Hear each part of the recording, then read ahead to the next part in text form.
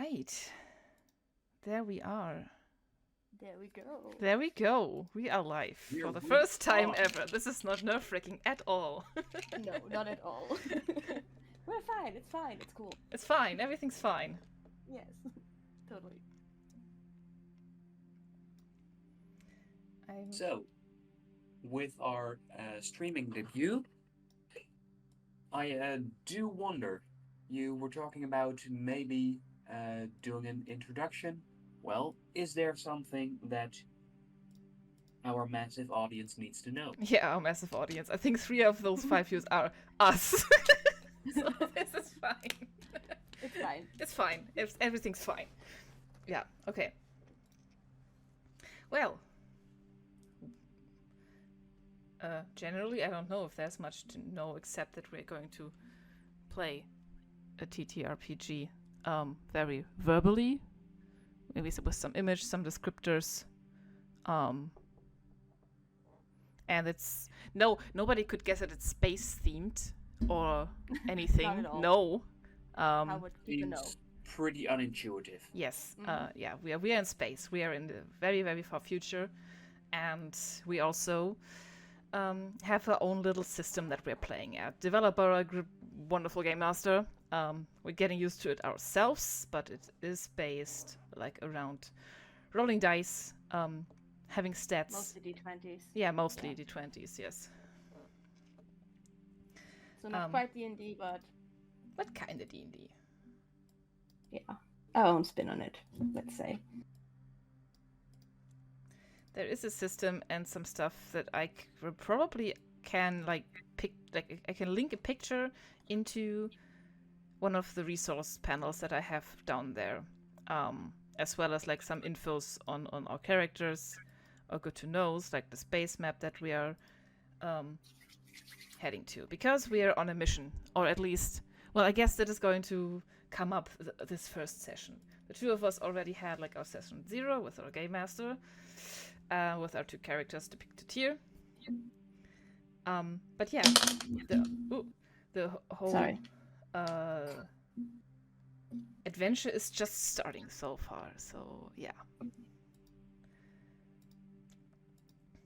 Okay, and the two of you left off your session zeros as you went into the place where you had a meeting with Captain DeWitt,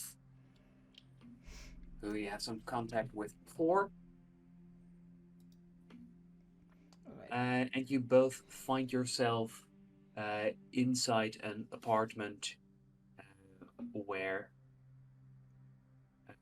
Juno, you have made your way in, and after exchanging a few pleasantries with the captain, you find that the door opens up once more as another figure stands in the doorway. Karma, could you tell what kind of impression you make? Sure, what you see is a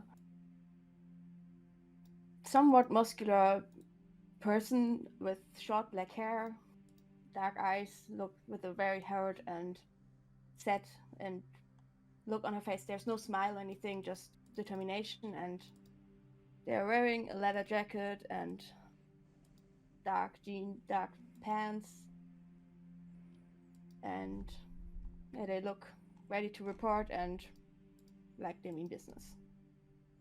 And give a short nod and say, "Hello, Captain, I got your message. I'm here to report for duty, so to speak." Great. Great to have the both of you here. Now, we did discuss some things beforehand, but I take it the two of you will have many questions. For now, there's a few things that are important.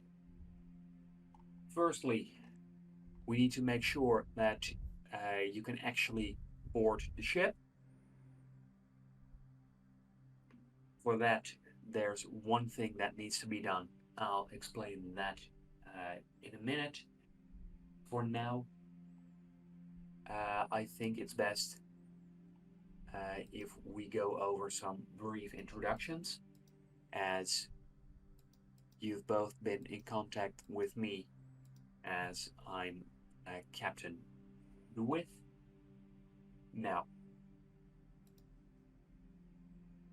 I do believe that the two of you would be quite the great picks to help me out with this challenging situation I find myself in, as I have flown throughout the galaxy for now nearly 3 decades, and never after a mission have I been forced to go out so soon again, and never has anyone from Earth shown any interest in who I took aboard.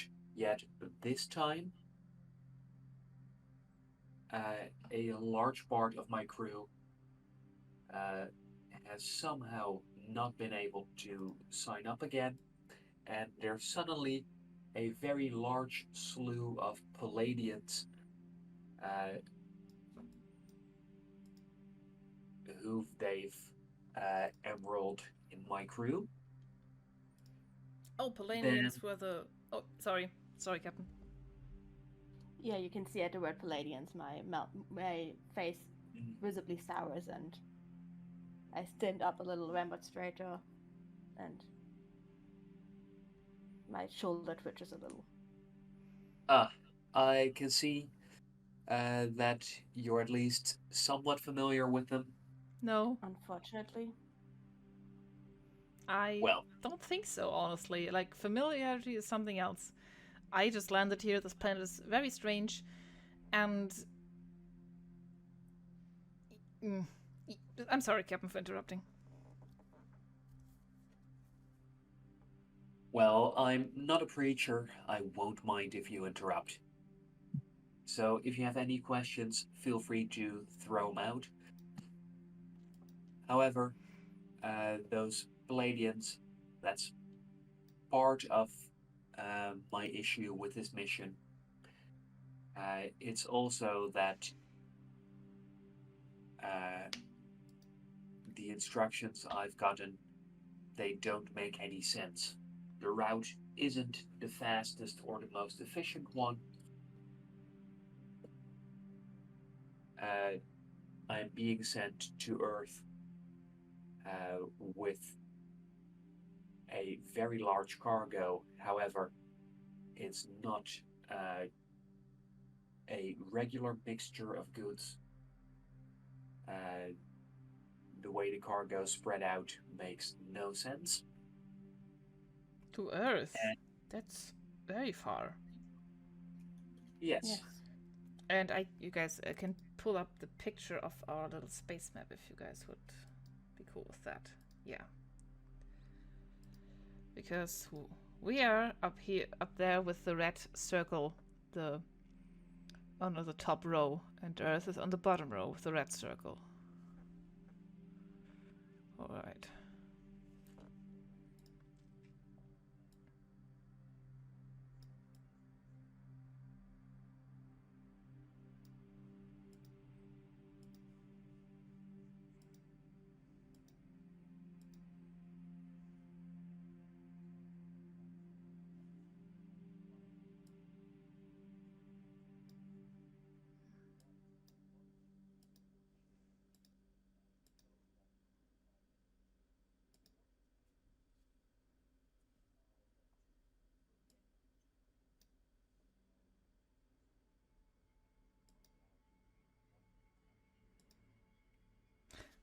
Oh, wait. Sorry, Captain. You want us to basically spy on your employers? Just to put it very plainly.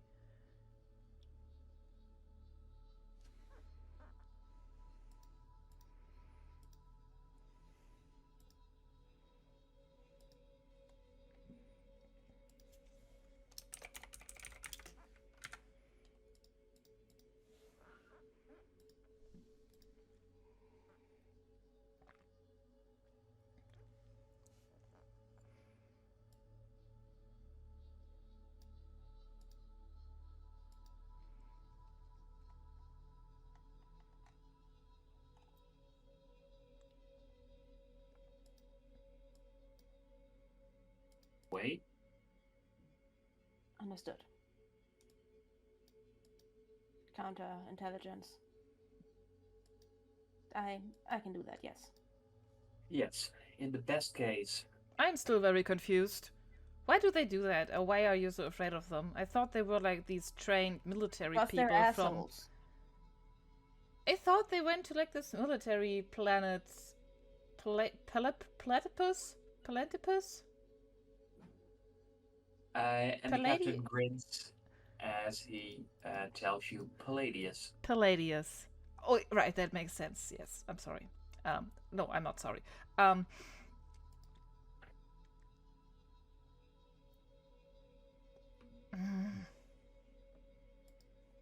It's unusual circumstances, and I would prefer to be safe rather than sorry. So you're trusting two... Like, no offense, Captain, but you're trusting two new strangers here. I don't know who these people are, and I don't know what kind of threats they might entail. Just putting this out here.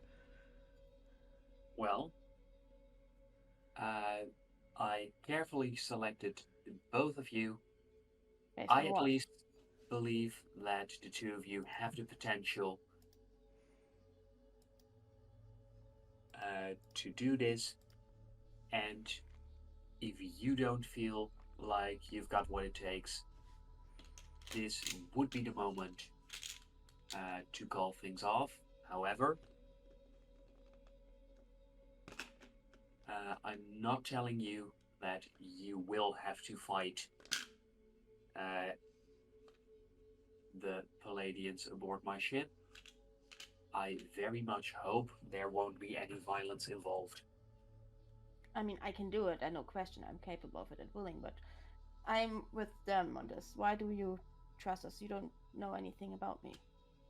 Why would you want me to do this? Well, that's Why would you actually trust that I'm on your side and not, I don't know, a double agent spy placed by them? well, Oh, that's no. actually my main criterion, because the two of you are not from around here. You are not from Palladius. You're both from faraway planets that have no stakes in this political game. What do you know about that? What do you know about where I'm from? I'm just trying to understand what exactly the information is that you have. Karma, beforehand, you were in contact with the captain, Oh, and because of that, you get to determine how much exactly you told him, but it was at least enough to convince him that you are suited for the job. I probably wouldn't have told him exactly what planet I'm from, but have told him like a general planet in the same star system that I would know comparatively enough about to pose as someone from there. Mm-hmm. I'm not part of the conversation. I'm just here for the juicy details. So the two of you have basically no background with any of the larger things within the Empire, which makes it very doubtful to me that you would have any chance of being a double agent. Is knowledge about the Empire required? Because I have no idea what that even is. Same. So. I'm sure I landed here and there's some weird hive mind religion, and I'm still getting the grasp on religion itself, so... I'm sure that me and my inner circle will be able to get you up to speed. Right. Because luckily, we are very much not alone in this. There's still a small part of my crew that I trust very well. However, given that if there is any ploy from higher up. They will know everyone in my inner circle. That's why I need people with no history here who can't possibly be compromised. Okay. In that Well, case, that fine does with sound me. like me. We would need a list of the people that you trust, though, and we need some other reason why we're on the ship to tell people. Because Also, who are you? I Me? do look at Karma, and for the descriptor, you see a kind of tall, not super tall, um, kind of femme-presenting person with like slender limbs and a short little ragged but extremely pale white blonde haircut, very flat nose and also extremely pale skin, big eyes, faint eyebrows, and in general the face shape is a little off, like it's almost a little too round, and her fingers are a little too long, and maybe a little bit noticeable is that when she moves or like puts their weight on like a different leg or something, you can see like through the loose pants still that her knees are backwards in the sense of, so the joints are differently connected in the way of like maybe an animal would. God, why can't I think of any animal that has their knees that way? You guys know what I mean, right? Yes. I don't actually think there are animals that have their legs that way. No, I know what you mean, though. Like, so yeah. there are, because I know what she means. There are. I can't think of one right now either, but there are. Okay, let's just say there are. Yeah.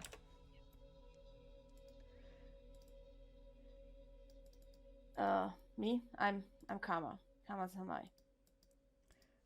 You? Juno. My name's Juno. Just Juno? I have a last No. name. I don't know if that's important. Is a last name important? I mean, we're gonna work together. I feel like we're probably gonna run Alright. each other's last name. No, Byron. And I'm going to like offer my hand with a flat palm, but the hand is metallic, like a prosthetic. Yeah, Kama visibly has no reaction to that being a prosthetic and just gives you a firm handshake. I don't close my hand around you. Handshake, I just and press my palm against yours a little awkwardly. I do look a little confused at that, but then give you a firm handshake, give you a nod, and turn back to the captain. And as you look back to the captain, he showcases a small tablet as he goes, you wanted to know the people I trust most? I have a list for you. As he shows it to you. Lore. And I'm sure that you will get to meet all of them in due time.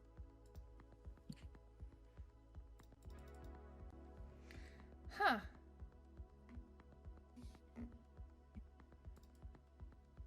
However, for now, there is one thing that needs to get done. Like I said, the two of you have no history with anything of note in the Empire. Now, when you go aboard ship, we will need some documentation of who you are. Now, I know someone who should be able to create very convincing fakes. And if you were to take this tablet, it provides some instructions for what I believe to be suitable backstories that are that you should be able to memorize quite quickly. All right. And perhaps that could be a very good first assignment for the two of you. However, before you dive into serious business, you may want to help me with something far more trivial. As the Empire has let me know at the very last possible moment, my ship will need a new name because the old name has been added to a list of banished names. What does that mean and why?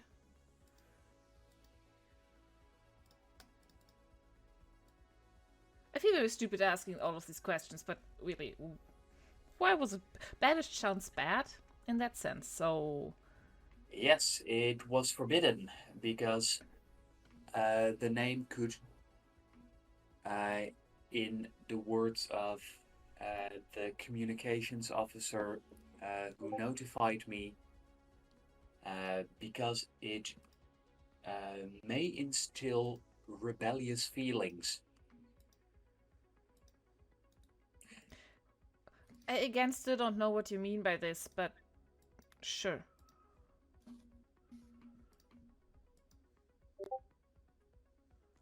Well,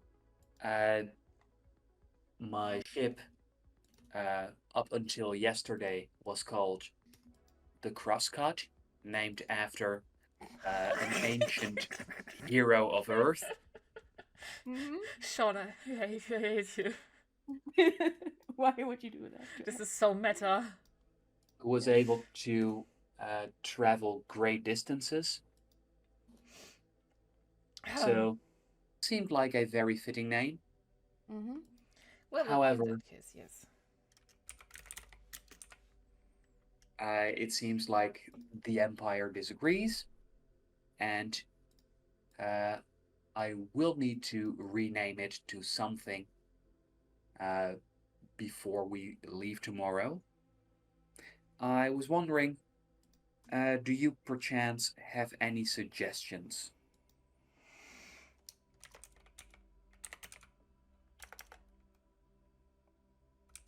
That's a very on the spot question. I mean, sure, we can figure something out, I guess. Yeah. Well, How Yeah. about the two of Endeavor. us go figure out our backstories and then we come back to you with a ship name? that seems like a terrific suggestion. I never had to name something before. One more thing before you go. I couldn't help but notice that neither of you have a cybernetic implant that is linked to the Asticus systems. So perhaps this manual one could serve you while you go out, as he hands a small circular device to Juno. Oh, all right. Thank you. For example, you should be able to call a cab with it. What does this Helpful. Thank entail? you, Like, Tim. what does it actually do? Like, in the. Is there like a.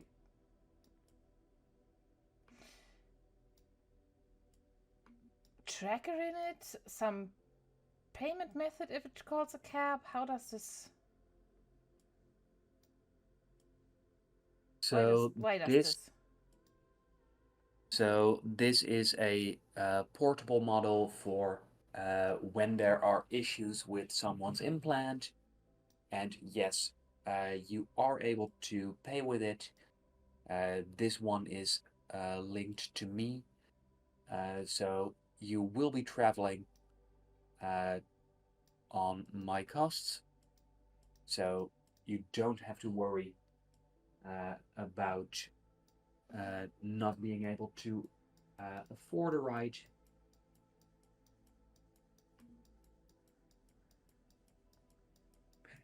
And that also means that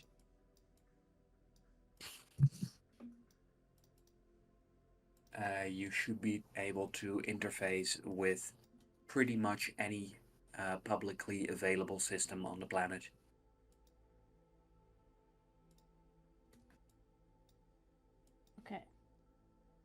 I look at this device intensely.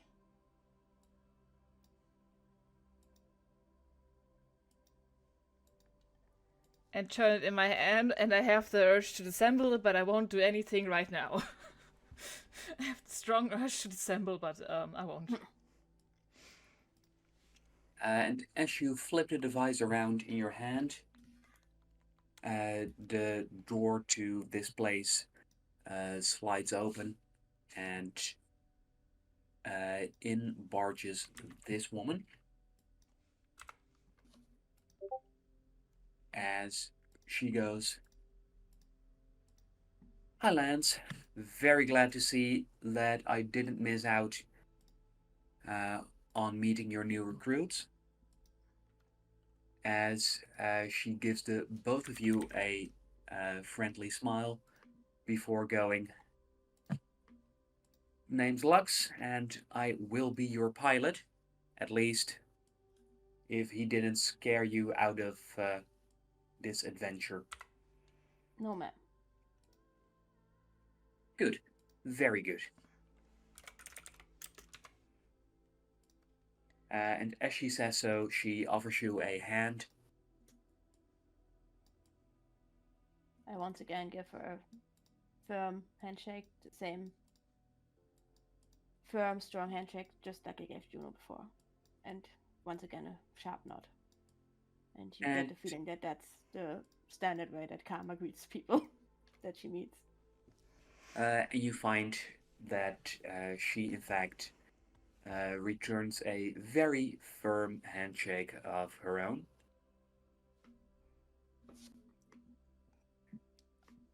After doing so, she extends a hand to Juno, going, "I've got to say, I don't know what it is, but I've got a good feeling about the two of you." I'm not paying attention to her right now. I'm still turning the device in my fingers.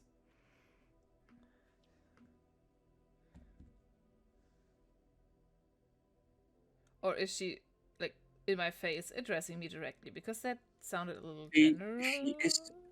She is addressing you directly. Oh, thank you. I do the same awkward palm press again.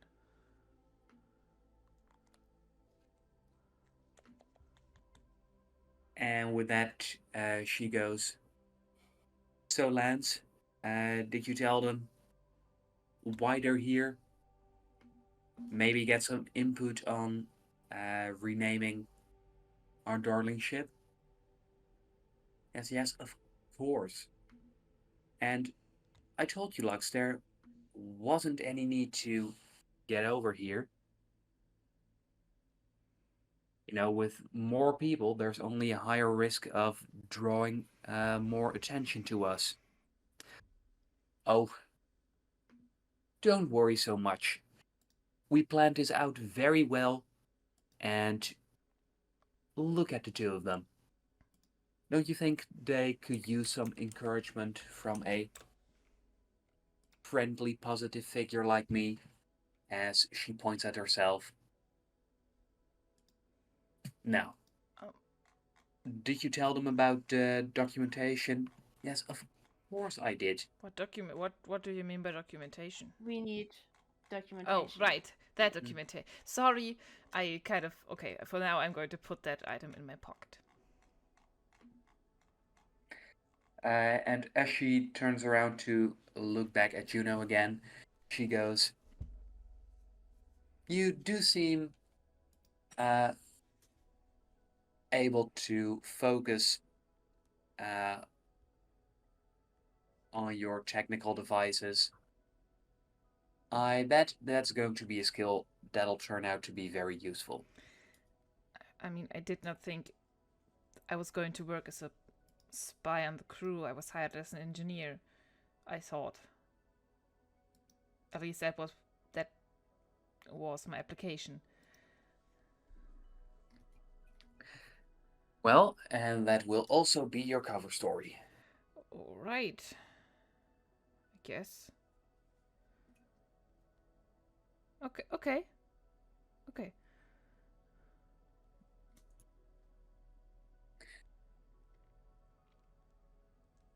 So we need you, one for me left. I'm not an engineer. I can't pose at that. well, how would you feel about special communications officer?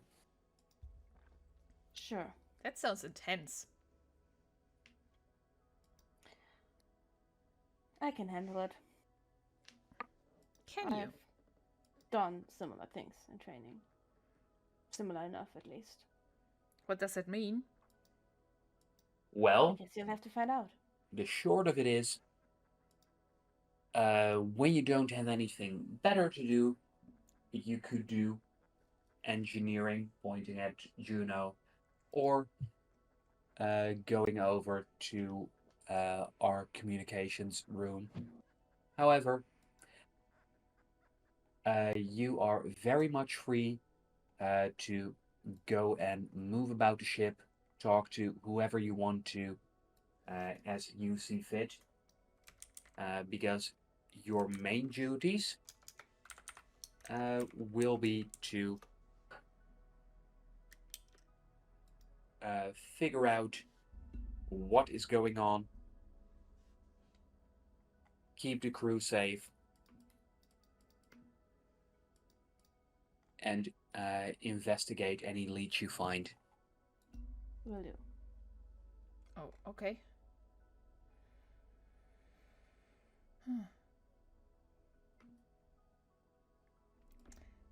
Any questions for now? A lot, but I'm assuming some might be answered after we review our material. So. Yes, and if you find that you are lacking any kind of information, I will make sure to grant you access to additional files.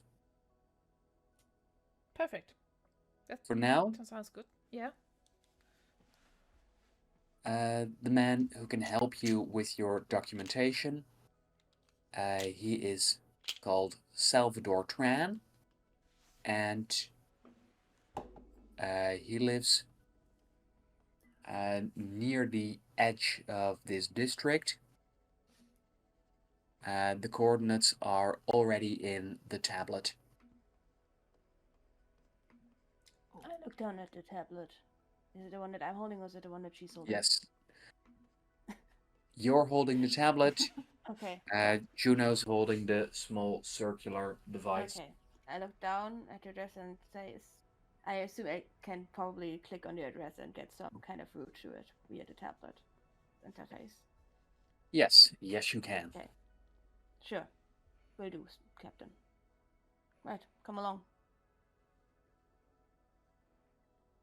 See and you. I turn around, And give a nod to both the captain and the pilot, and leave. Expecting her to follow. I kind of look what Karma does, and I wrinkle my forehead a little bit, and I do the same, but in a strange way, like in a sort of trying to mimic way. And then I follow her. As you do, the two of you make your way out of the apartment. And as the door closes behind you, it's now just the two of you. You don't really know each other. You're in strange circumstances, but you do have a shared goal. Mm-hmm. For now. Now, how are you going to achieve it? Alright, we should probably get going towards the sky. Don't you think that is a bit of a big responsibility? Like, I thought I'm going to go here and become an engineer. I'm going to work here. I'm going to see these different planets that we're all going to visit. And now we have to, like, spy on the Palladians? Good for you for having, an actual goal for this. No, I mean, I was just going to be along for the ride anyways and do my own thing, so this is really this works for me. And Hmm. really, I mean,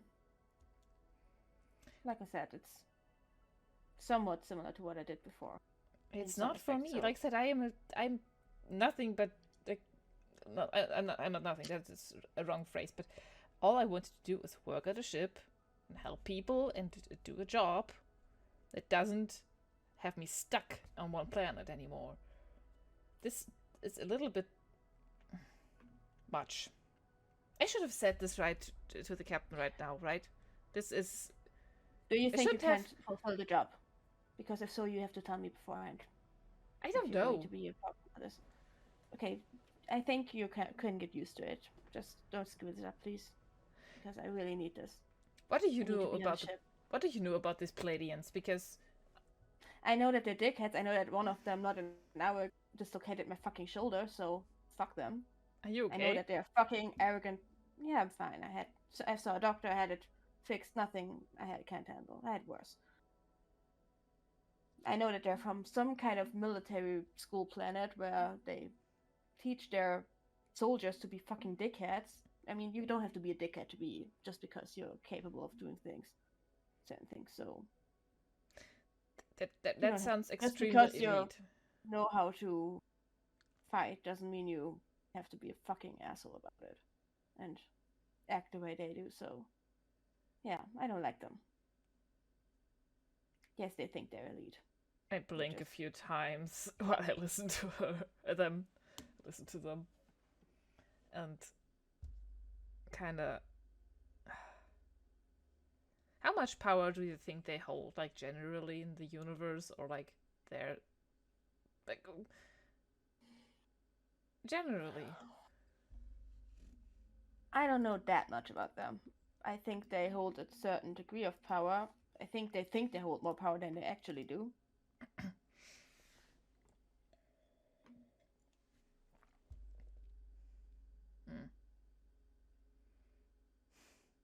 Mm. You both make your way into this building through a large balcony where your ride dropped you off. Is that where the two of you are headed? I'm following Karma because I don't know this. This I'm interplanetary city is way too much and way too ginormous, and everywhere there is like smoke or weird smells, and I don't know where we're going. And Karma has a tablet, so I'm following Karma. I'm just following towards the address that we were given of this. So you do find This guy that the address, according to the software you have open, is about 41 kilometers away. I would probably gesture towards the thing that Juno was given. Oh, yes. Can you call a cab with that? I try. I look at the device. This is so interesting, but I'm afraid Please. it might like have like tracking or something in it. So Probably. Juno, could you please make an operate roll? first roll, first roll, first roll. No pressure. No pressure. No, not at all. Okay.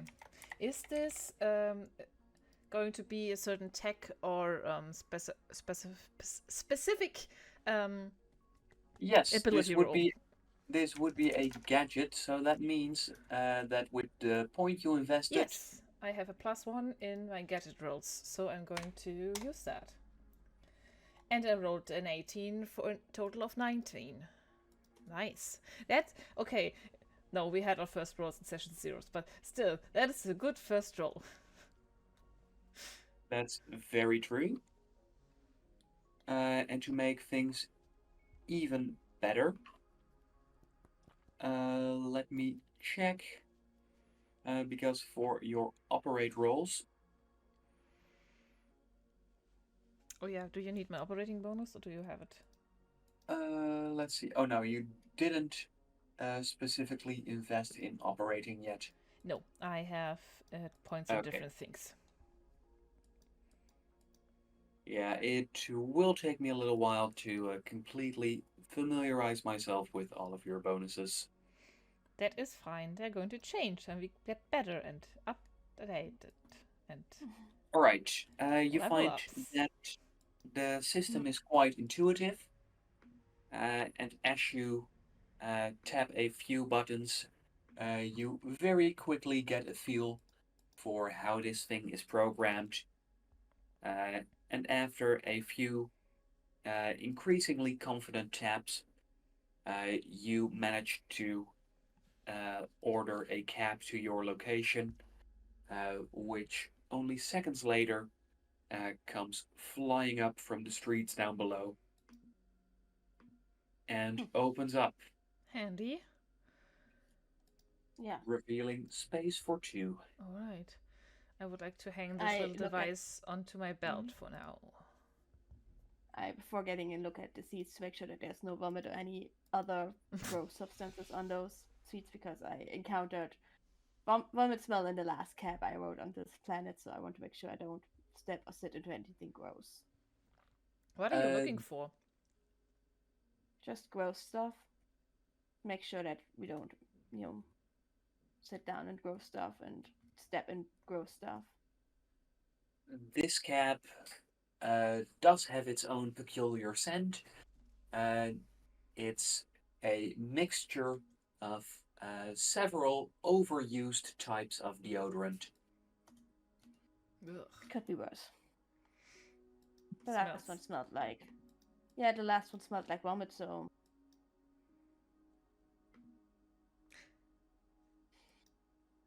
As both of you take your seat, uh, the door closes. There is no cabbie since the cab is all automatic. And with your destination, uh, do you use the destination given by the captain, or do you have any other points of interest? I type in the. I tell Juno to type in the address that we were given, Oh yeah, I will. Alright. and Yes, then I Juno. would sit back and I just for focus on if I feel anything weird, way I did the last time Juno, for no the few need hours for I. any additional stops. I do have like a short odd feeling about all of this and like for the moment consider doing something else, but curiosity takes over and I'm going to add the address. All right. Then you quickly find that two of you whoosh off in the cab, and as the cab moves through uh, through the streets of Asticus, you go underneath and above a multitude of uh, reflective sky bridges. You dive underneath a large section of a building that uh, connects uh, a set of city blocks. And as you twist and turn through the crowded streets where cars and other vehicles are flying, Karma, you Mm-hmm. do pick up on that odd yet familiar sensation again. Mm-hmm. However, as you look out of the cab, you find that you recognize the street that you are flying through. So it's the weird chapel again.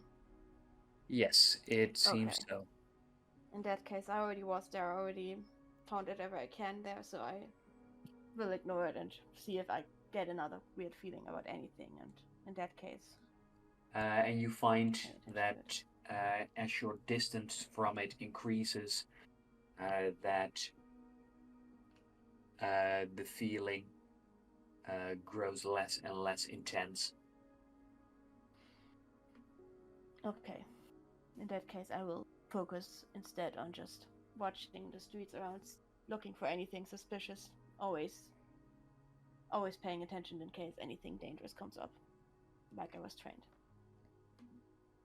So, Juno, as you are riding the cab, you find that your fellow rider seems to be pretty on edge. For the first part, like we started riding, and I was a little bit like a dog on a windshield or something. I looked out, and like when everything interesting passed, I like locked on it until we passed, like head going from side to side. And when I notice Karma being on edge, I'll just look at them. Everything And alright? I see what I like look where they are looking for a second. I'm just looking outside, generally, just looking around, keeping an eye out. So not looking at anything specific right now. Well, right now I'm looking at you because you're looking at me. And I look at him, he looks at me. He looks at me. Yeah. I kind of want to ask, but I won't.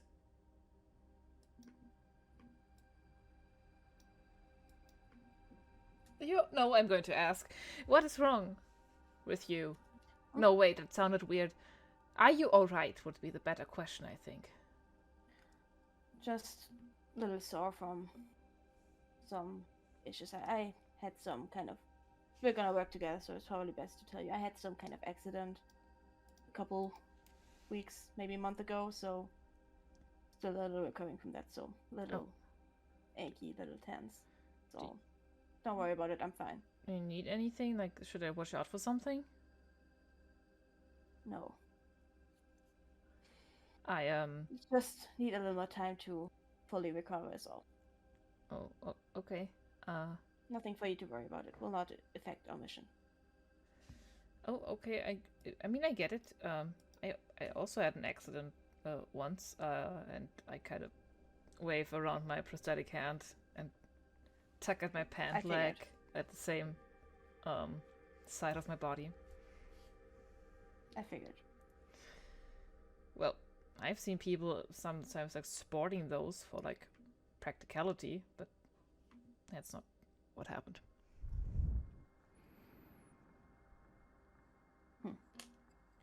Just saying. We should probably figure out a ship name or something, right? You got any ideas? Right, I never named something this big before. Have you? No. I mean, I had a pet. We had a family pet as a kid. Pet name, but it was a pet, so not really big, and not really the same, I suppose. I guess I didn't name things that were that important, but I definitely named important. No, wait, I definitely named important things, but not that big stuff. So. What are ships usually named? I don't know. The two of you have in what you have read in news, in some amounts of fiction, which for both of you is not all that much. You have gotten some basic idea. As the captain mentioned, the last one was named after a hero, so naming it after people definitely seems an option. But you also both encountered examples of ships being named after places, or ships being named after a certain quality, a positive quality, like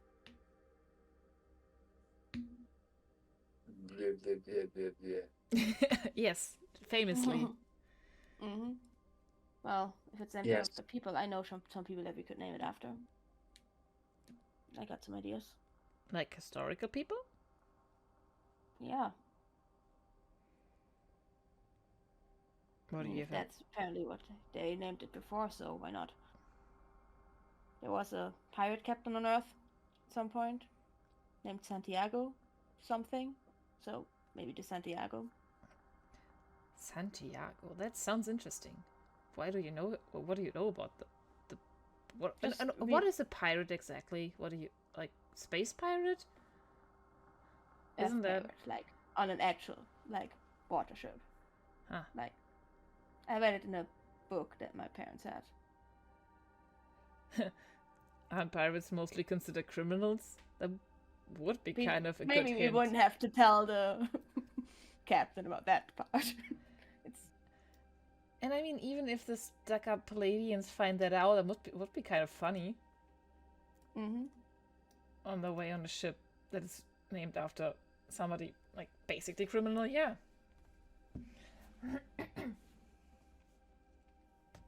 I mean, in a book I read, he was painted as a hero. What book is it?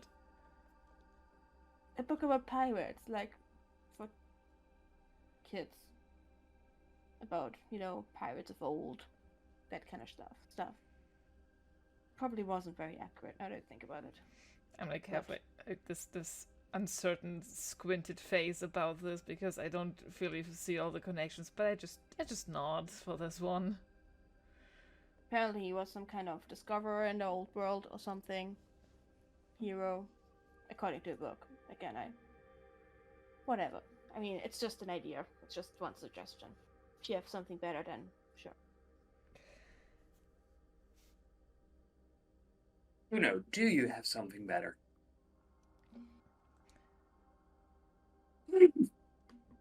I think very hard, but I don't exactly have stuff that has like this cool significant meaning. There are like cool things that we can call that might make the Palladians mad, like calling it like a vagabond, vanguard,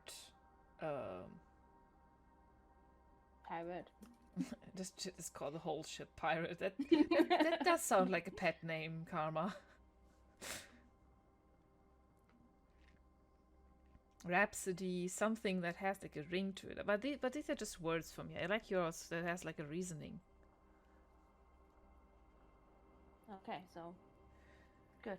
But if we want to mess with the captain, we can just call it Lucky. If we're talking about pets' names. We can make suggestions to him and he can then see what he likes. Fine. And as you are discussing naming the ship, you find that your cab quickly comes to a halt as you have reached the coordinates set by the captain. And you are dropped off on top of a very large rooftop, providing you with this view.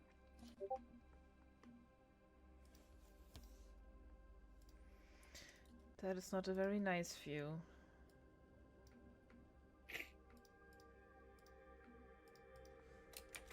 I mean, nothing in this town is really a nice view, so to speak, so... Eh.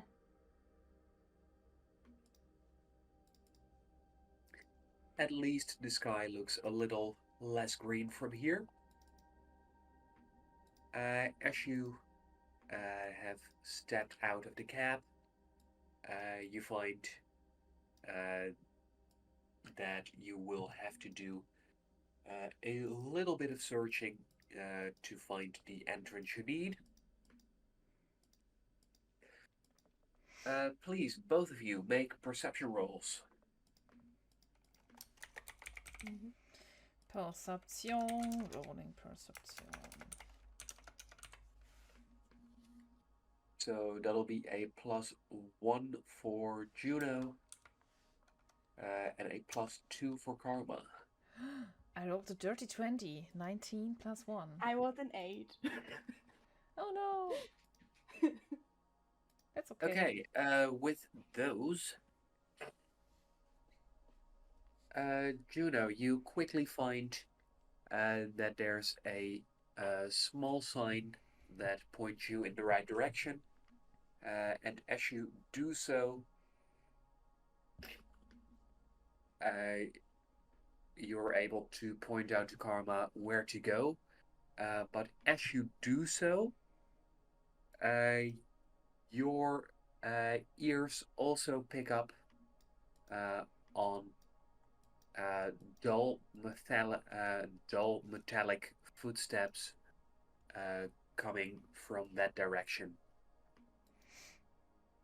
Hello? I just call out. Can I try to have a vision to see what happens? What? Please. What did you? What are you having? Excuse me? I want to see if I have a vision to see what happens. If something bad happens. What? Please make a brain roll. That's an 8 again. You find that as you try to force a vision, you don't actually glimpse the future, but there's a very strong memory as you think back of your meeting with Audrey. Mm-hmm. And as you try to figure out what that means, Juno, you can see this figure rounding the corner. Oh, those fuckers again. What? It's android, green android with 2 sticks in their hand. That generally like to attack people in Karma's experience. And Juno, as you look at it, it pronounces, "Surrender your valuables now, and your lives will be spared." Oh, this shit again. And I pull What? out my blaster to shoot at him. Anyway, I started blasting. Alright. Alright, that is fast. Do I have to duck out of the way or something? I have no idea why went Karma to is the starting step shooting before. right now, so. I've encountered and- those fuckers before, so. And as Karma grabs her blaster to start blasting, you find that the android starts running. And given that you are still in front of Karma, you're not necessarily in the nicest place to be. Juno, what will you do? Karma, please make an aim roll. Mm-hmm. And don't forget what your awesome powers allow you to do. Yep, I know. What does Karma exactly call out? Like, these fuckers again or something like it? Yeah, those fuckers again. So that's an 18 and a 1, but I get to take the 8. My aim roll. In that case, I would like to dodge. I probably like over your shoulder hold the blaster and Yeah, step a little still to the side blaster. I would like to dodge. Okay, you are getting out of the way quickly, then Juno, please make a speed roll. Since you don't seem to be the primary focus, you can take an extra +3. Oh, right, I do have points in muscle and speed, so that makes sense. I rolled a 6. That is bad. Shit. You very quickly move aside, but unfortunately, you move aside to the place where there's not really any room. Just you know those awkward moments when you approach someone else and they're approaching you, and you're figuring out that's how you are now blocking Karma's shot. Luckily, luckily, Karma manages to shoot around you, but it does mean that with some awkward back and forth, you're actually still in the same place. The android rolls. And that's a dirty 20. Ew. Fucker. And given the specific abilities of these androids, on a tie, they lose. But I have a total of 19. No, because you couldn't add your aim bonus to that. And Yeah, I did. I have more than 18, yes. and I added a +1, so it's a 19.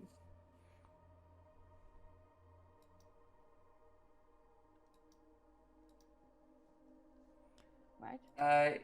Yes, you're correct. In that case, you find that as you blast, that the shot manages to hit, although it's only a cosmetic part.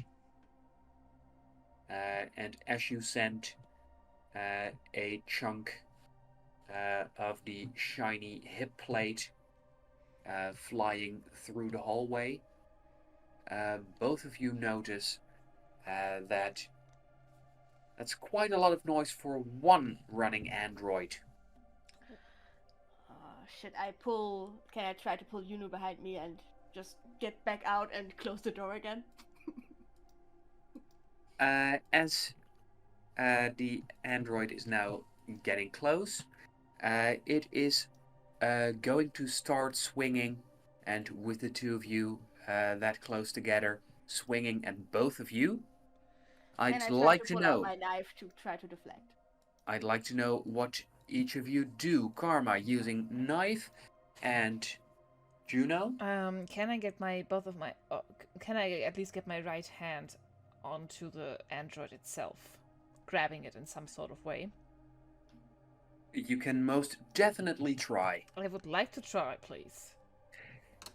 Okay, so that's going to be a deflect roll for Karma, using your melee as a bonus. And for Juno, that will also be a melee roll. Okay.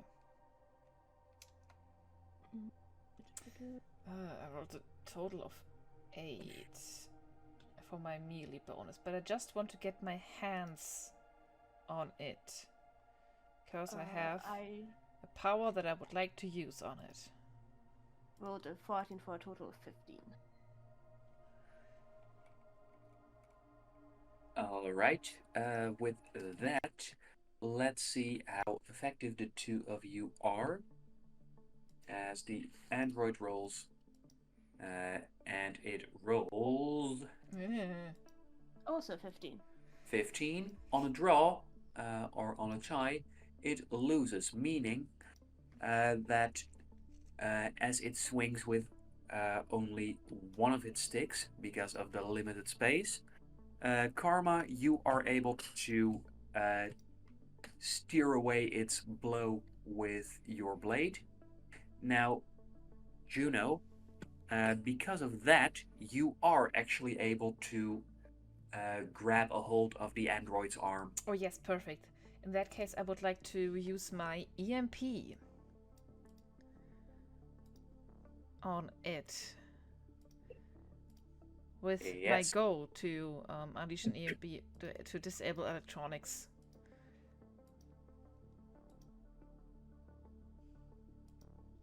And as you do, you find that all of the lights on the android instantly go dark as it topples over like a rag doll and collapses to the floor. All right. Let's go. The Salvador must be somewhere. I did find the directions, so I would like to resume that path again. But you did say something about more noise, right? Yes, you were going the right direction. However, you can also hear from the sound of loud metallic footsteps that reinforcements are seconds away. What do you both do? I look down at the downed android for a moment and give it a pressed nod. Handy. and then I will follow you since you seem to know in what direction you're going. And the noises are all Okay. coming directly from the direction we need to go. Yes. Oh, fuck's Juno, sake. what do you do? Ah! I keep my blaster at the ready. I think they're coming for us. Isn't this? Yeah, no shit. This is Looks where we like it. should be, right? This is where the witch sent us. This is the address, yes. I'm just going to yell for Salvador! Are you here? Hello! Otherwise we can just run and dodge. These things don't seem to be too extremely sturdy. Yeah, I'm gonna trust my blaster to make sure that, and my knife. And as the two of you decide on a course of action, you find that two more of these things make their way around the corner and start to rush towards the two of you. As they close the distance, what do you do? I'm shooting. Okay, shooting, please make an aim roll. Yes. Juno, what do you do? Can I take the other one? Oh. I have a total of 12. Yes, and when you say take the other one, you want to do what? Oh yeah, I want to attack that one. How? Yes, that I'm trying to figure out right now. I do believe you bought something last time. Yes, I do have a disruptor blade. But could we talk about how this is actually, like, how does that actually, like, work in the sense? Because my information on it is it's a common weapon to countering shield tech. Does it only mean it works against shields? No, it's extra effective against shields, but when you cut through somebody's shield with it, you can still cut them in half. Okay, perfect. Yes, and for any listeners, a disruptor blade is definitely not a lightsaber. No, absolutely not. Wait, Totally something different. you did not tell me that I basically bought. You should have told me. I didn't. I said, oh, this sounds cool. I'm going to buy that shit. You didn't tell me I bought a freaking lightsaber. Because it's not. It's a disruptor blade, and a disruptor blade has things that make it look cooler in all the good ways. All right. Sure. In that case, I will get the disruptor blade into my hand.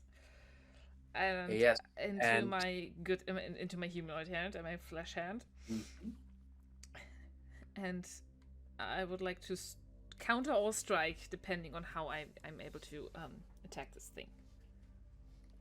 Then, since you're also rushing in, that would be a regular melee roll. However, now that you are using this blade for the very first time, you find that it provides you with a bonus, an extra +2 on melee. Oh, that gives me a +3 on melee. That is good.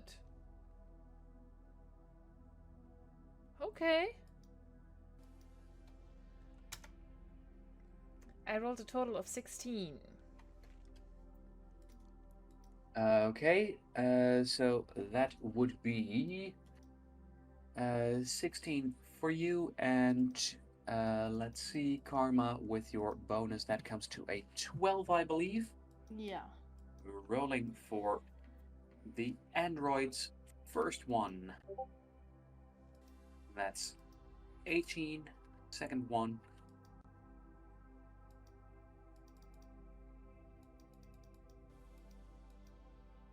That's 13, as you find that Karma, as you go, and you were shooting it with your blaster, right? Yeah.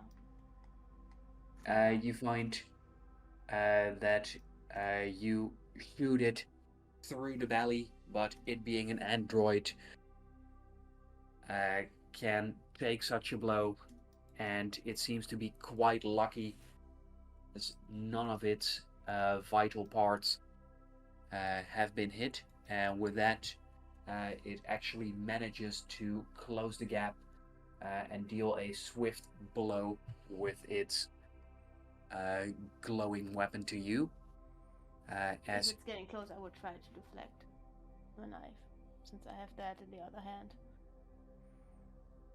as you get a chance to deflect for Juno, as you lock blades with the android that you're fighting. You find that this disruptor blade works very well for you, as you manage to use all of your force, and doing so, your strike is able to snap the android's weapon in half. Whew, okay. I do shake a little bit because this is an adrenaline situation, and I have not often done this before. Karma, please deflect.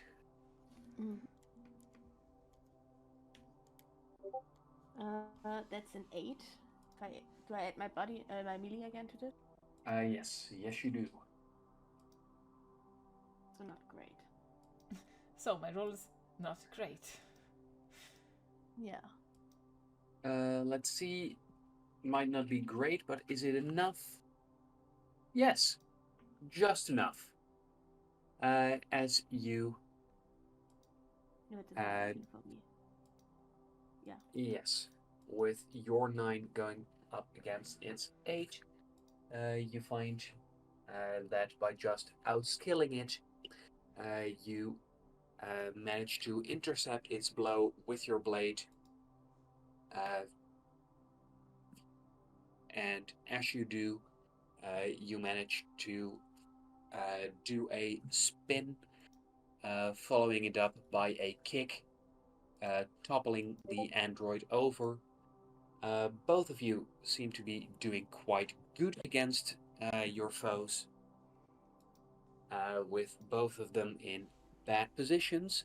Please tell me, what's next? How do you finish this fight?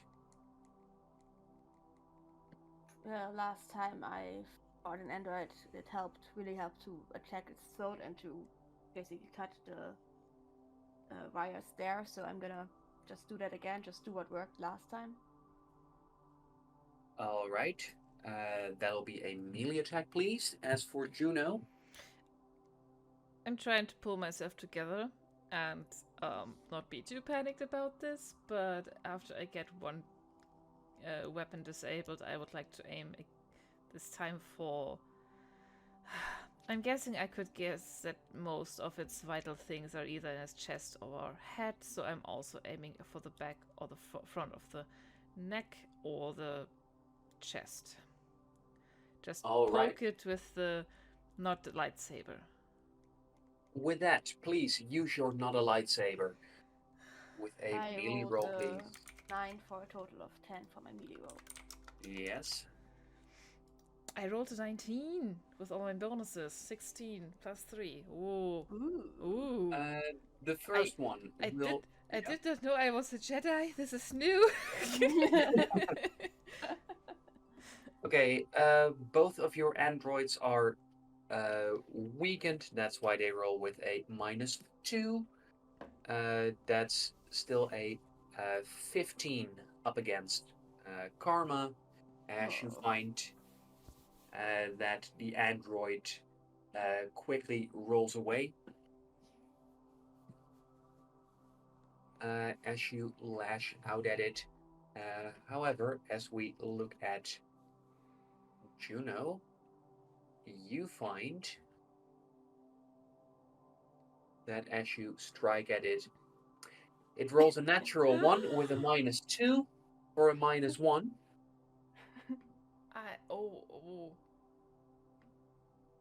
Please, tell me how you take out this android.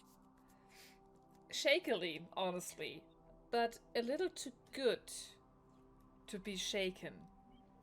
Like the movements that I'm doing and the things that I'm doing are perfect, and I pierce the android straight to the back of the head, or is it in front of me or the back of me? It is in front of you. Okay.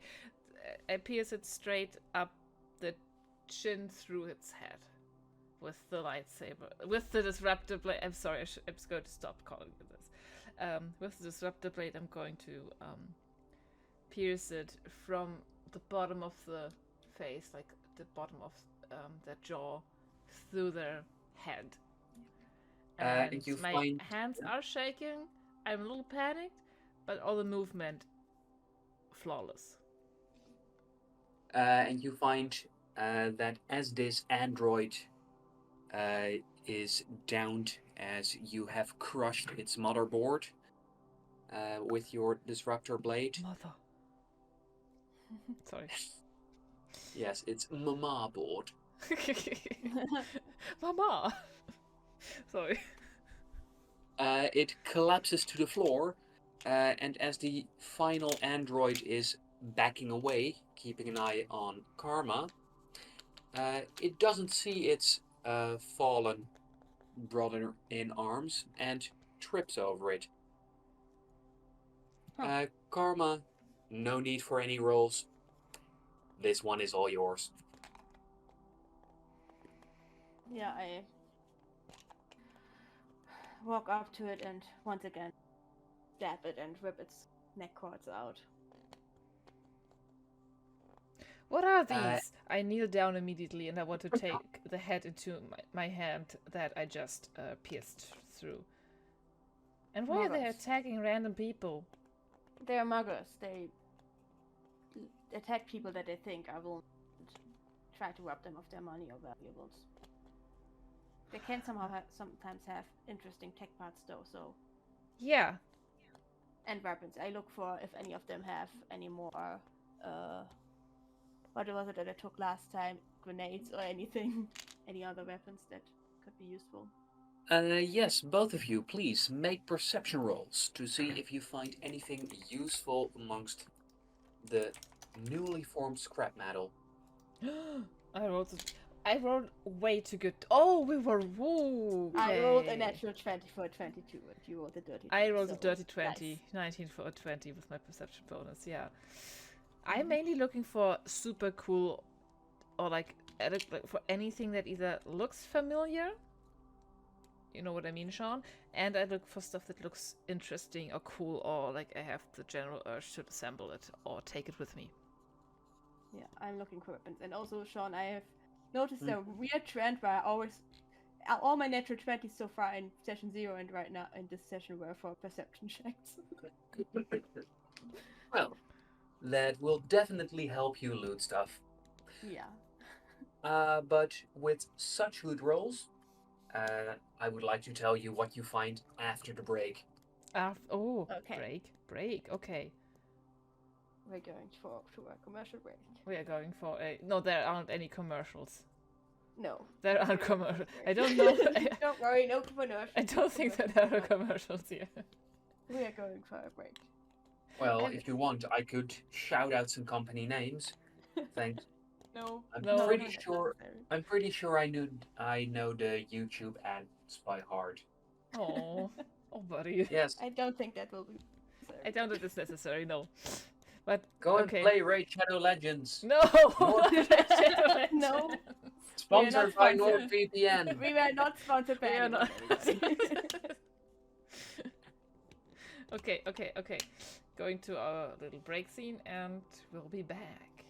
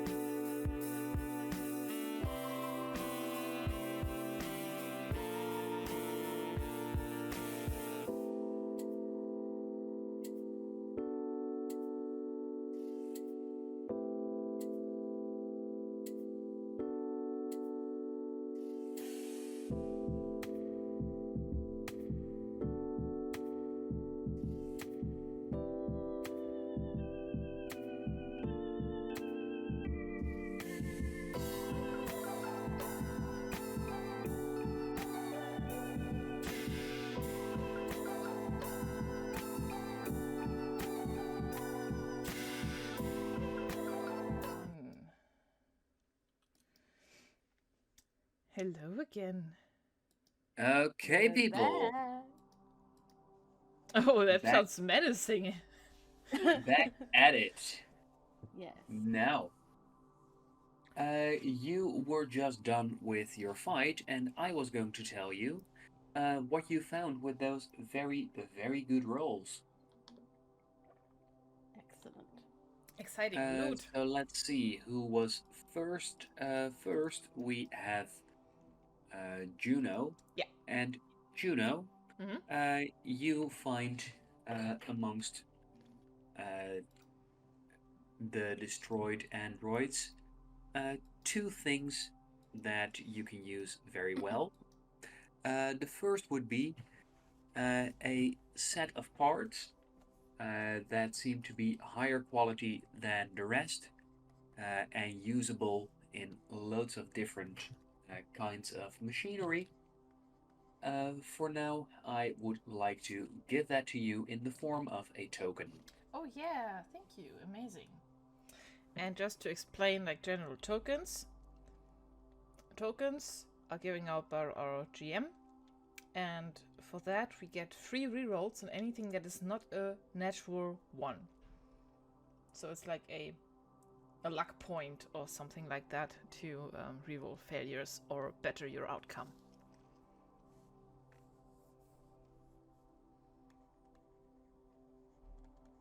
I think that this is why I called the channel Tales and Tokens, because tokens were first introduced to you, from you, to me by you.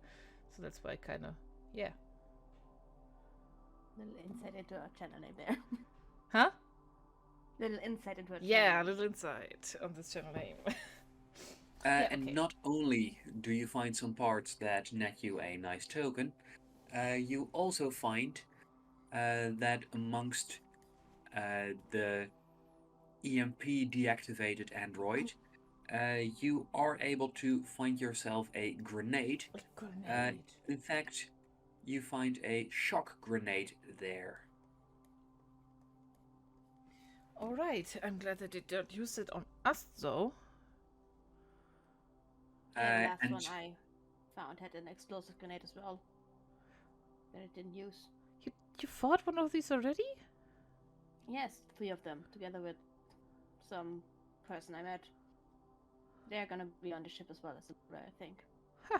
They're not on the captain's list, so and I only knew them for like a couple hours, so I don't know if they're trustworthy.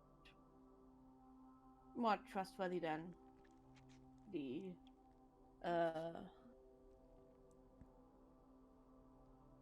what are they called? The Palladians. The Palladians, yeah. Which, not that hard to be more trustworthy those, of course. But yeah. However, you, Karma, find yourself quite lucky as within the chest cavity of one of the androids, you find a perfectly fine and folded up charge javelin. So, Ooh. as you of course know, a charge javelin is a small spear-like projectile that you can throw, but at its center you can attach a grenade. And these javelins have some basic AI in them that help with aiming. So it very much increases your range and your aim. It's basically a search and destroy one, huh? Yes, the only downside is, since you attach grenades to it, they don't tend to have a very long lifespan. I attached the explosive grenade that I found to the javelin. Or would I only attach that before using it? You don't have to tell what you attach. Only when you want to use it, you have to say so. Okay, either way, I take the javelin and pocket it and take it with me. But this, And yeah, sorry, go ahead. secondly, Karma, you also find that within the chest cavity of this same android is a data drive, and this data drive could contain all sorts of information. You won't know what it is until you get a reading from it. However, given that the material used seems to be quite a bit better than what the rest of these cheaply made androids are made out of, you reckon it could be interesting. Yeah, I pocket that and for now don't tell Juno about it. Just wordlessly take it and stash it away to look through later.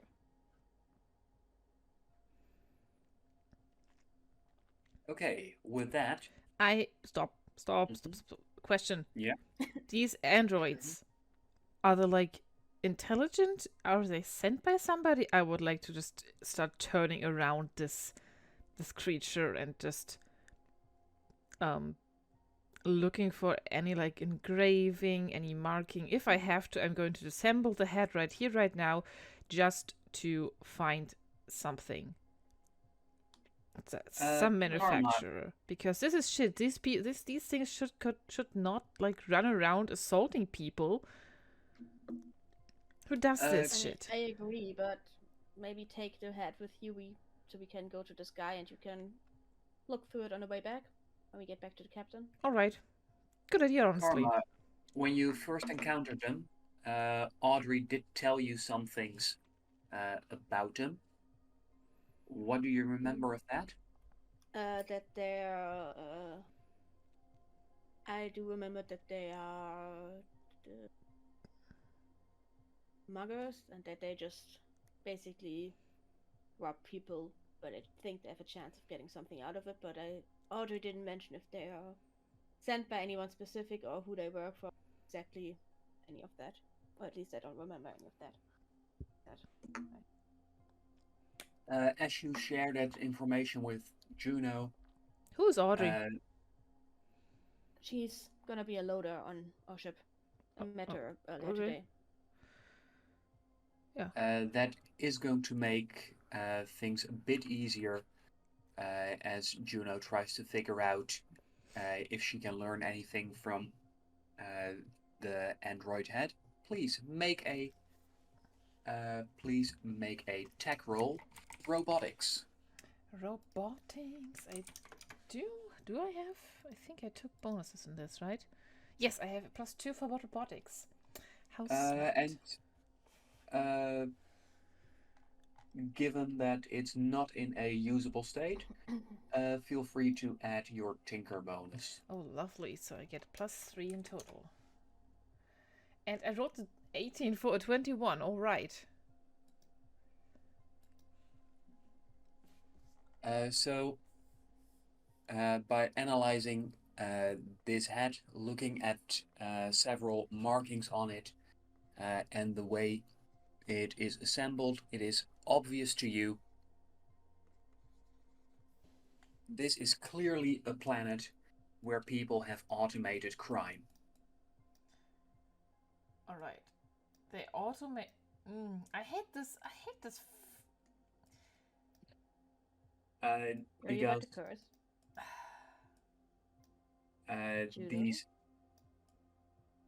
these androids, they're clearly part of the same network. So they work together in small groups. They're very cheap to construct, going by the parts. And that means that even if most of their muggings fail, if just, let's say, 1 in 10 works, they'll still make a profit. So, hey, let's go. But I'm guessing I can. Their approach. But I'm guessing I cannot discern any capabilities or information on where they were manufactured, or It seems likely that they're manufactured somewhere here on the planet. Okay, but no, like, re- I guess it would be stupid to put like a return address into it, but anything that indicates where this is from. And if not, I would like to. Please your turn to. You feel quite confident that with this head and enough time, you should be able to figure out more about the network. However, you also realize that local law enforcement should be able to do the same. Okay. I'm still curious. I'm just not going to sit this because I already on my way here I met a law enforcement person, and they were very unhelpful. So I would like to take the motherboard and the storage of the one Karma defeated, since I destroyed the head of the other one by piercing through it. So in case this is unsalvageable, I would like to take off the head of the ones that Karma took out. Really, Okay, law so you- enforcement being incompetent. Who would have expected that? I could have told this to either way. I have never made any good experience with any because kind of law A enforcement. lot of time, law enforcement is. Yeah, that's the point. Any time you go to law enforcement, it's always kind of not that reliable, is it? Continue. All right, and I take my blade, and I will sever the head to just take it with me, I guess. Yeah, Yes. I want to get into the bottom of this, or at least find out a little bit about it. At least while we're on this planet, I want to help with this. This can't be just happening to like a normal person. I mean, I guess I don't consider myself a normal person. Yeah, but somebody that can't defend themselves. How do people live in this? I want to say city, but I guess the whole planet is a city, which problem in its own right, huh? So city would very much work as a description. Yeah, it's still strange, isn't it? Metropolis, world, planet, they would also. Yeah, I find. mean, I've never been to a planet like this, so. Me yes. neither. So your home isn't a city planet. Well, like while severing the head, it definitely. I am from a city, but not the whole planet was a city. Like a lot of the planet wasn't inhabitable for humanoids to build cities on. Like the ground level, the earth, the water level, where like living could like start physically, where the gravity was alright, was way too hot. So all of the cities were like built high up in the mountains, and the heat of the planet was mostly source for energy. Interesting. I think Well, there were let's like go. creatures that were able to live on that surface, but it wasn't humanoid. Never met them. Oh, okay. Good to know. So, should we go find this guy? Yeah. The Salvador. I hope he's alright. Yeah. Or they. Or she. Or yeah. Mm-hmm. And as you take the head with the intact mama board, No, we're not going to keep calling it that. No, Okay. oh no. with the intact mommy board, This is worse. Somehow that's worse.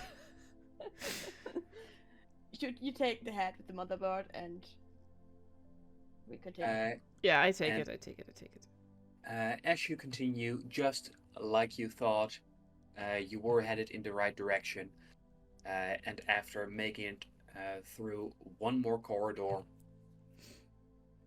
you arrive at a space where, although the rest of the apartments around it are all dirty, filthy, covered in rust, in a near perfect circle around this front door, everything is clean, tidy, shiny, and there is a fluffy doormat in front of the door that says, "Welcome." While next to the door, there is a small shield with the letters ST on there. That sounds right. Yeah. Odd though. Before we enter, can I try to see if, before we open the door, if there's anything we should be prepared for on the other side of the door? Please make a brain roll. Roll your That's brain. a 13 total. My brain is rolling around in my head, making somersaults. It's 13. As you focus in, you hear that a friendly feminine voice is going to say, "Oh, hi. Nice to see you." Hello? Alright, let's go in. Let's go inside. You I didn't can't- hear that. Oh, I didn't see you. Oh, okay. Oh, sorry. That was in my head. Oh, right. That's stuff that I don't know about. That only happens in your little somersaulting brain, huh? Yep. Ah. She's in there. She's okay. Let's go inside. There's nothing dangerous on there. Oh, okay. I knocked on the door because I learned somewhere that that is polite. And as you knock on the door, it is quickly opened up, and in front of you, you find that this woman greets you with, "Oh, hi. Nice to see you. Hi. Please. Come in." Do you know who we are and why we're here? I Oh. take it you're Salvador Tran. She smiles at you and goes, "No, I'm his girlfriend. However, Oh. I have no clue who you are exactly, but I'm pretty sure that you're here to get something fixed by him." Yeah. Nice to meet you. Fixed? I guess in a sense, huh? I wouldn't call it fixing, but He's going to help us with something that we need help with. When will he be here? Where is he? "Oh, just follow me. I'm Thela, by the way." Thela. And Hi, Thela. Nice to meet you. as you follow Thela, he brings you into deeper into the apartment, which looks like this. Ooh. Oh, nice. And as you look through the place, there is one item on the table that stands out quite a bit to both of you, and that would be this. Oh, cute robotic bunny. Chew. However, Or it not does statue. not seem to be active. Mm-hmm.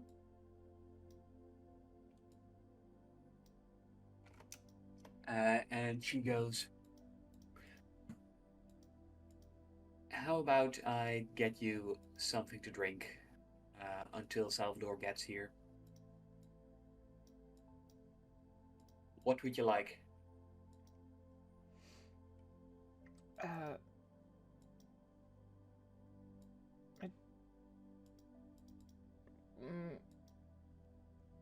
Yes?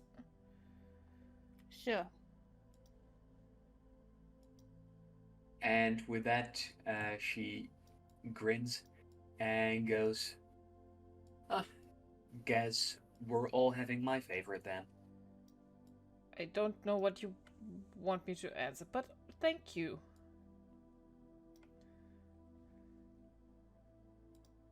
It doesn't take long before she returns with 3 low white glasses filled to the brim with a bright baby blue liquid. I already have the bunny in my fingers, and I turn around in my hand and look at it. And as you observe it, you find that this is surprisingly not a robotic pet, because it seems far too advanced for that. However, you are not quite sure what its purpose could be if it's not a companion.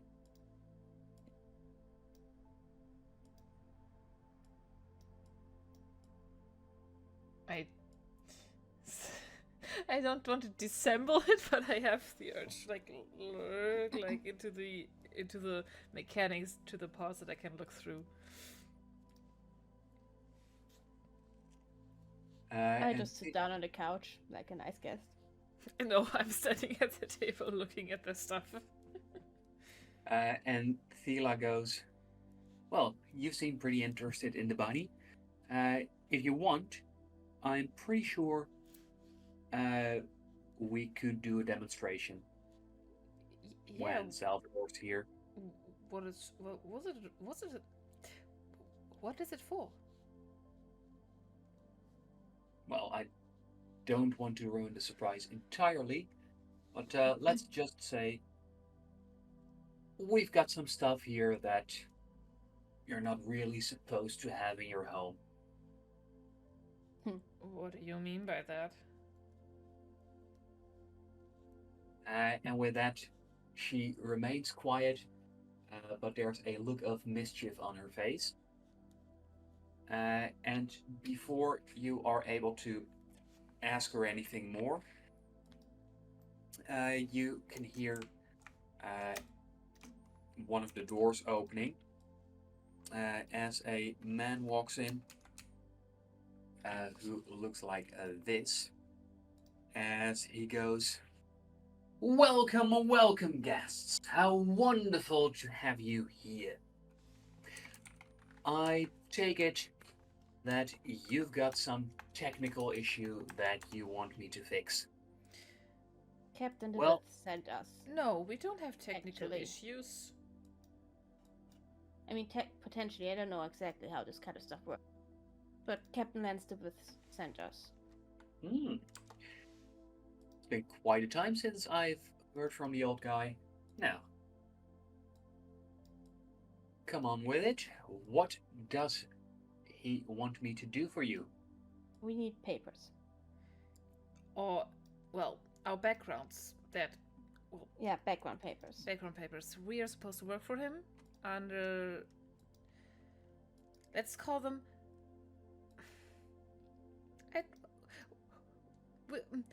Juno's trying to find words that are discreet but not. We have Like very identities. delicate missions from him, and that requires us to be on his ship, and so we need adequate credentials and papers to be on the ship. Well, how unexpected. I didn't think the old fox had it in him. But I guess he is able to bend the rules a little. Huh. He's not a fox. It's a figure of speech, Juno. And as you say that, you can see how Salvador covers the bunny's ears.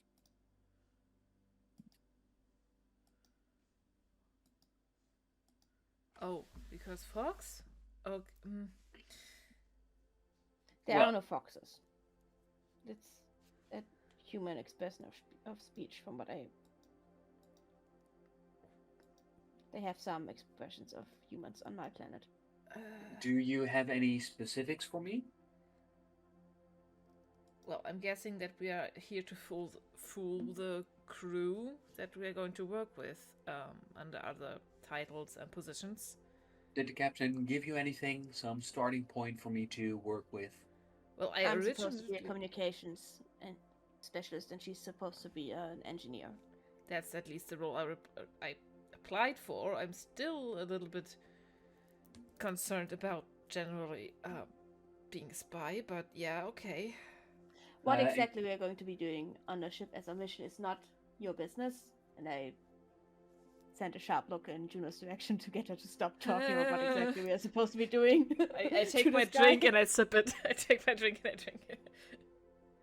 Yes, and as you take your drink, you find that it is very cold, but also very sweet. Is it familiar? There's definitely something familiar about this. It's like one of the drinks they have back home, or as much as you could call your last planet home. But Don't say it so this one, ominously. but this one has a bit of a twist to it, so it's somewhat familiar. I don't drink from mine. As you, Karma, as you have let Salvador's question sink in, you do realize that the captain mentioned there was data on the tablet for Salvador to use. Also, he gave us this data, and I show him the data on the... I hold up the tablet. Do we have somewhere I can send this to? To transfer to you? He told us to give you this. Well, if you give the tablet to me, I shouldn't take too long in getting this ready for you. I make sure that the files that the captain gave us regarding the crew members that can be trusted out, and then I give it over to him. And with that, he starts fervently tapping away at the tablet and goes, well, this is now uploading. That should take about 10 minutes or so. In the meantime, what should we do? And with that... Juno wants a presentation of that bunny. Yeah, what does it do? And I couldn't discern it. Oh, please. Come along, follow me. Sure. And as he snaps his fingers, you find that one of the walls moves to reveal a large open space behind it, where there are two of these situated.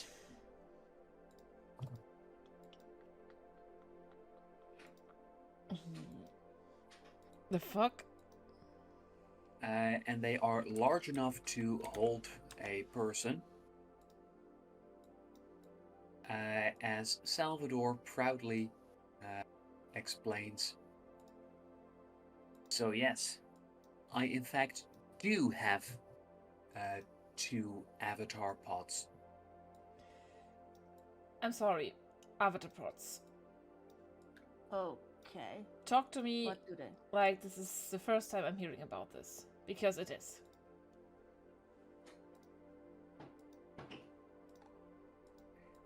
And with that, Salvador looks at Thela, and she goes, rock, paper, scissors. They do rock, paper, scissors against each other, with Salvador's paper beating her rock. And after giving him a quick peck to the cheek, Thela makes her way into one of the pods and goes, I don't know how you always win this game. With that, the pod opens up. You can hear a bunch of mechanical noise. And as the noise quiets down again, you can see how the eyes of the robotic bunny light up. And as they do,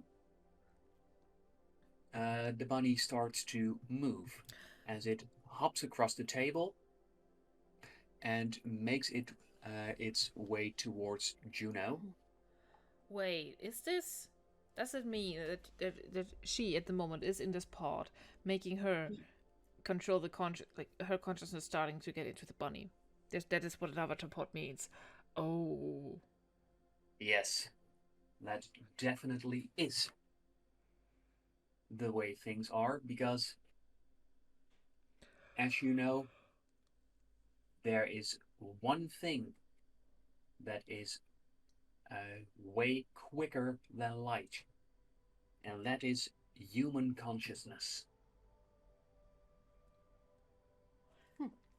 You're not wrong, but the bunny isn't. So. And of course, this is just a simple demonstration tool, he says as he pets the bunny. This is strange. Alright. However, most of the larger ships have at least one of these. And on many planets, there are different, as he gestures at the bunny, forms prepared that visitors can use while their spaceship flies nearby. Can I try this? You definitely can. Please, enter the other pod. I'll set my things aside, including like carefully putting the android head that I'm carrying under my arm onto the floor. And You could just hand it to me. I just pick it up and hold it for you. Step it to the pod. As you step into the pod, you can see the door of your pod closing, and Karma, you notice how the other pod opens back up again, how the lights in the bunny's eyes go out as Thela makes her way out of the pod. However, before she's out, the pod that Juno's in has roared to life, and as you can hear the booting up sounds coming to a close, the lights of the bunny's eyes light up once more. Juno. Yes. Me. You find yourself in a robotic bunny body. Oh. And you are on the floor in between Salvador and Karma. I want to try move around, and I want to get gesture to Karma to put my trophy hat back down. How does it look when the bunny gestures? It looks adorable. Do I understand what the bunny wants me to do from these gestures? Do you? Gimme. I don't know if it makes noise, but this is how I feel about it. Gimme. In fact, it doesn't make much more noises than the mechanical movements of its limbs. Then I can stretch my arms and like wiggle my fingers and gimme. Also, does this feel familiar or strange, or does it anything due to this? I'm guessing there is a mental link going on. Yes, and you do find that controlling this bunny is, it just feels like moving around your own body. Okay, but this doesn't spark a certain familiarity or strangeness. No. Okay. I put the hat back down. I don't care about the hat. I was just thought that you didn't want it to sit on the ground, but I will put it back for you. I will try climbing on top of it. Which you successfully managed to do. I raise my arms up in success. And there you stand, a very small, victorious bunny bot. Okay. Is it native or like just general how I get out of this? And Salvador tells you, okay, if you want to undo the link, then it's important to practice. There's a skill to it, but if you're new, the easiest way is to return to the spot where you were when you entered the body. Oh, okay. That makes it way easier. All right, I'm going to do that. And as you hop back, he goes, okay, just imagine that you're stepping off of a hover bike. Have I And- ever been on a hover bike, or was it the thing that, what was it, the motorcycle? No, you were on a Oh, hover okay, bike. okay. In that case, I'm going to do that.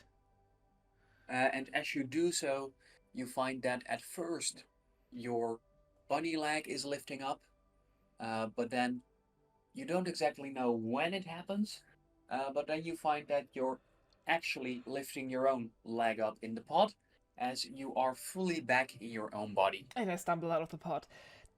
That was amazing, intense, and I'm guessing you can apply this to other things instead of bunnies, so that must be, whoa. Like all these possibilities kind of rattled down my consciousness. So yeah. Yes, definitely. So,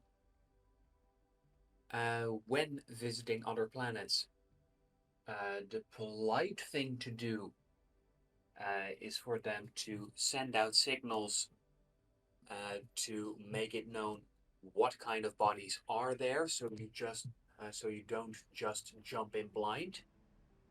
However, since mind waves are the fastest thing, if they haven't advertised it in advance, then there's usually no way of figuring it out besides jumping in. Mm-hmm. Mm-hmm. Okay, so that might also be a very interesting method of exploring planets that aren't suited for humanoid environments and such. Like all these kind of things kind of ramble out of me in this moment. This is very cool. Yes, exactly. That's one of the reasons to use them. But why do you have it in your home? And why does your place look so nice? Well, Probably because he sells illegal shit, legal identity stuff, technical stuff. Is it that? Sounds like the kind of thing you will earn money with.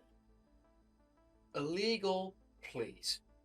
I am a respectable businessman.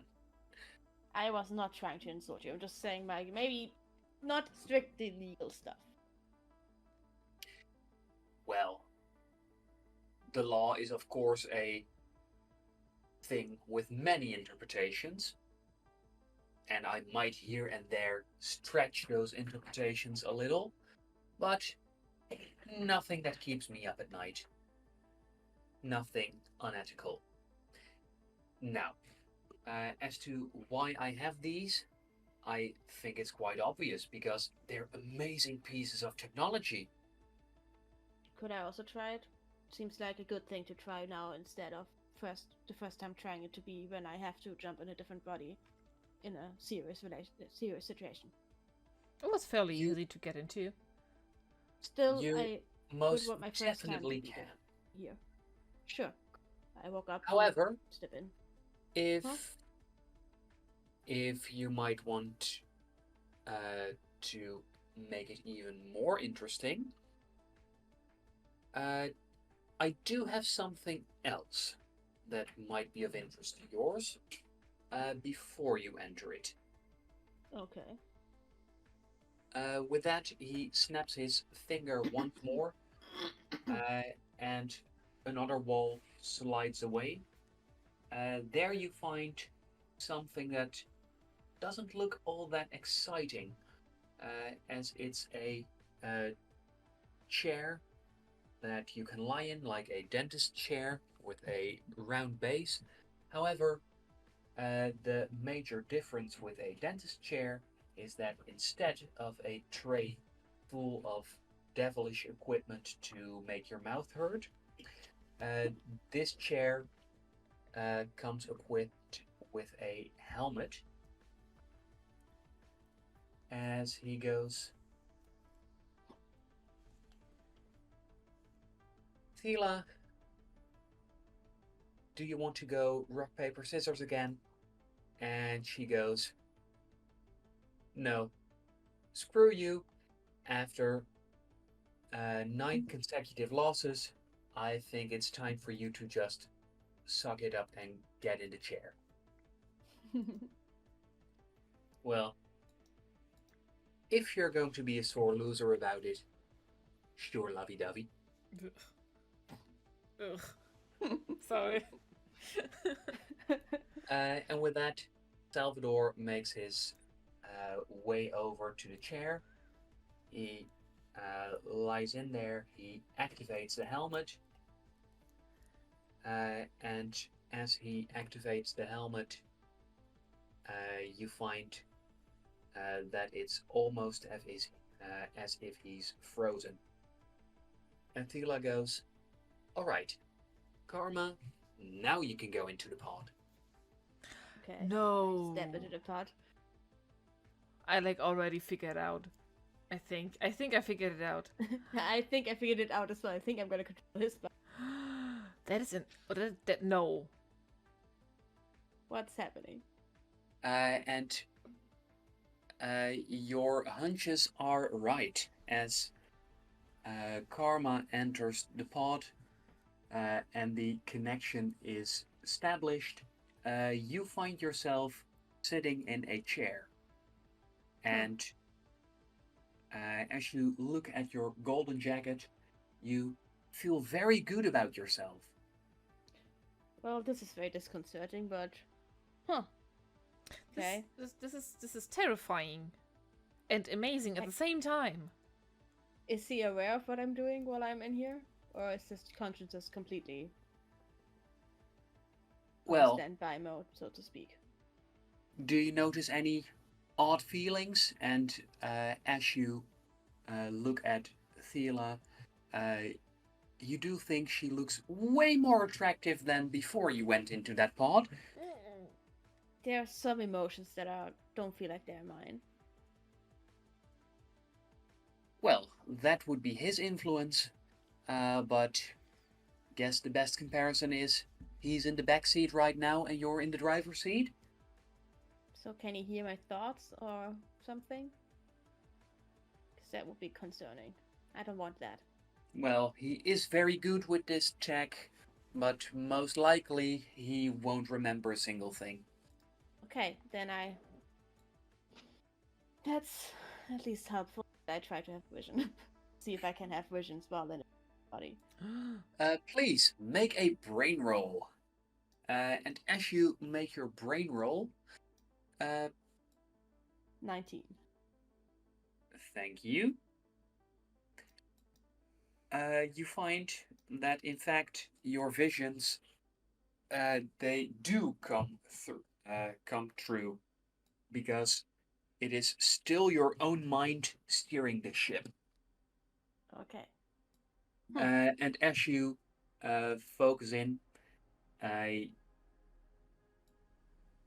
you can see how in a few seconds you will be standing a little closer to Juno, and that she'll be giving you an odd look as she takes in all of these new technical possibilities.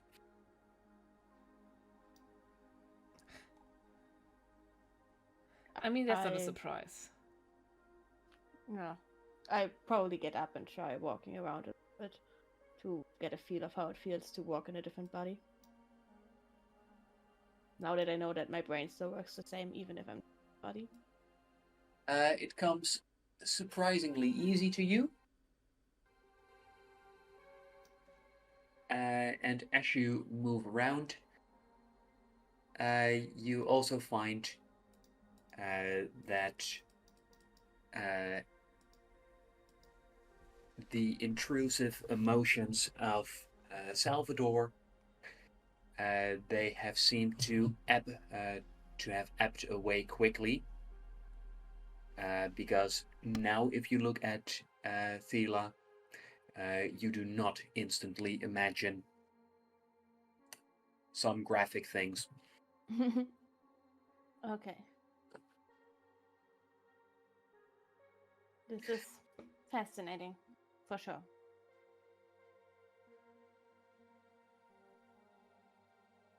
Well, want to try unlinking? Yes. Yes. Let's try that. So you said it's like stepping off of some kind of bike, or? Yes, it would be easiest if you went back to the chair, but if you feel courageous, you could give it a go without returning to the spot. I try it. I imagine myself getting off a bike. Please, make a roll, and this will be another brain roll. And 15, my brain. yes, and with your 15, you find that at first you try to act like you're stepping off a hover bike and nothing happens, but then you close your eyes and you are trying to make yourself believe that that's actually what you're doing. And then you find that, yes, you do return. Juno, you can see how as Karma / Salvador lifts up their leg again, that suddenly the body goes entirely limp as Thela catches him. You just let him plump to the ground. It is rude. He's such a smug asshole, I feel like. So I don't think I'm bad. And Juno, you find that now that Karma's out of the driver's seat, there's no one there. As Thela, with some effort, drags him back to the chair. I didn't know that. Okay, can I? I wasn't aware that that's how it's going to be. Oops, sorry. As the pod opens up, Karma, you're able to get out, and as you do, you find that Thela has put Salvador back in the chair, and as she activates the helmet, he starts to move again. As he goes, well, I'm disappointed. Still wearing all of my clothes. Looks like you didn't do anything fun. That you know of. There's nothing broken. I don't feel any injuries. This is terrifying and amazing at the same time. How does it work? And I am already on the ground, trying to mess with the chair. And as you look at it, you get the feeling that Salvador is quite appreciative of your great interest in his tech. As he goes, well, this thing is, it's designed for the Conclave of Merit. What? However... Oh, right, the Conclave. Yeah. I remember these people and the Hive Minds people. Yeah. Oh, hold on. Isn't that the Unity? Or yes, am I messing something up? That's the Conclave of Unity. However, if you're not from around here, it's easy to get them mixed up. Right, they're multiple, of course. Yeah, sure. And I've got to say, those religious types don't really get along with them. the whole spirituality thing is not for me, but most of them have some very fancy tech, and that's something I can appreciate. So What what do you? conclave do you said this is used by? Okay, so the chair, that's all for the conclave of merit. The conclave of merit, they think that a good life is you start your workday, you get in the chair, Oh, those guys. someone more skilled than you Mhm. takes charge of your body for the workday, and when it's done, you get your body and your personality back. Oh, I heard about those guys. you're basically renting out your physical form. Yes, Huh. and That sounds not weird let's. or uncomfortable or disapproving at all. Like, Yes, you go to work all day, but you have no memory of it, and it feels like it was just getting in and out of a chair. Hmm. It feels like you're not making any effort. You do earn your credits, but you make no friends. You know none of your co-workers. it is also unbelievably scary to know that somebody can just do with your body whatever they want to. Mhm. Yes, no. Why do No fan of them. No. Fuck Wha- that. why do people do that? For the credits? Well, that's one reason, and I've got to say, their pay's quite good. However, there's also people who do it for uh, because they believe it is the best way to run the empire. Because if you put, uh, if people are in charge of their own bodies all of the time, you get average results. However, if you take one personality that's very good at a job, you copy it, then you can make one personality uh, who's the very best at his job do that same job tens of millions of times. Wait. And Go back. Copy personalities? yes, this Same chair does personality. not just link to the pod. There doesn't have, there's no need for someone to be controlling this live. It's not just one driver for one body. So what they could like theoretically have an AI Oh. control the body. Uh, they're a little iffy on that one. However, they do have quite a number of personalities from people who are dead, and creating a good functional personality is hard, but with AI, they are able to make some tweaks. This is becoming more and more unethical and scary. Why do people do this, and who does this? And shouldn't that be like a problem for people's like free will or the signing that off?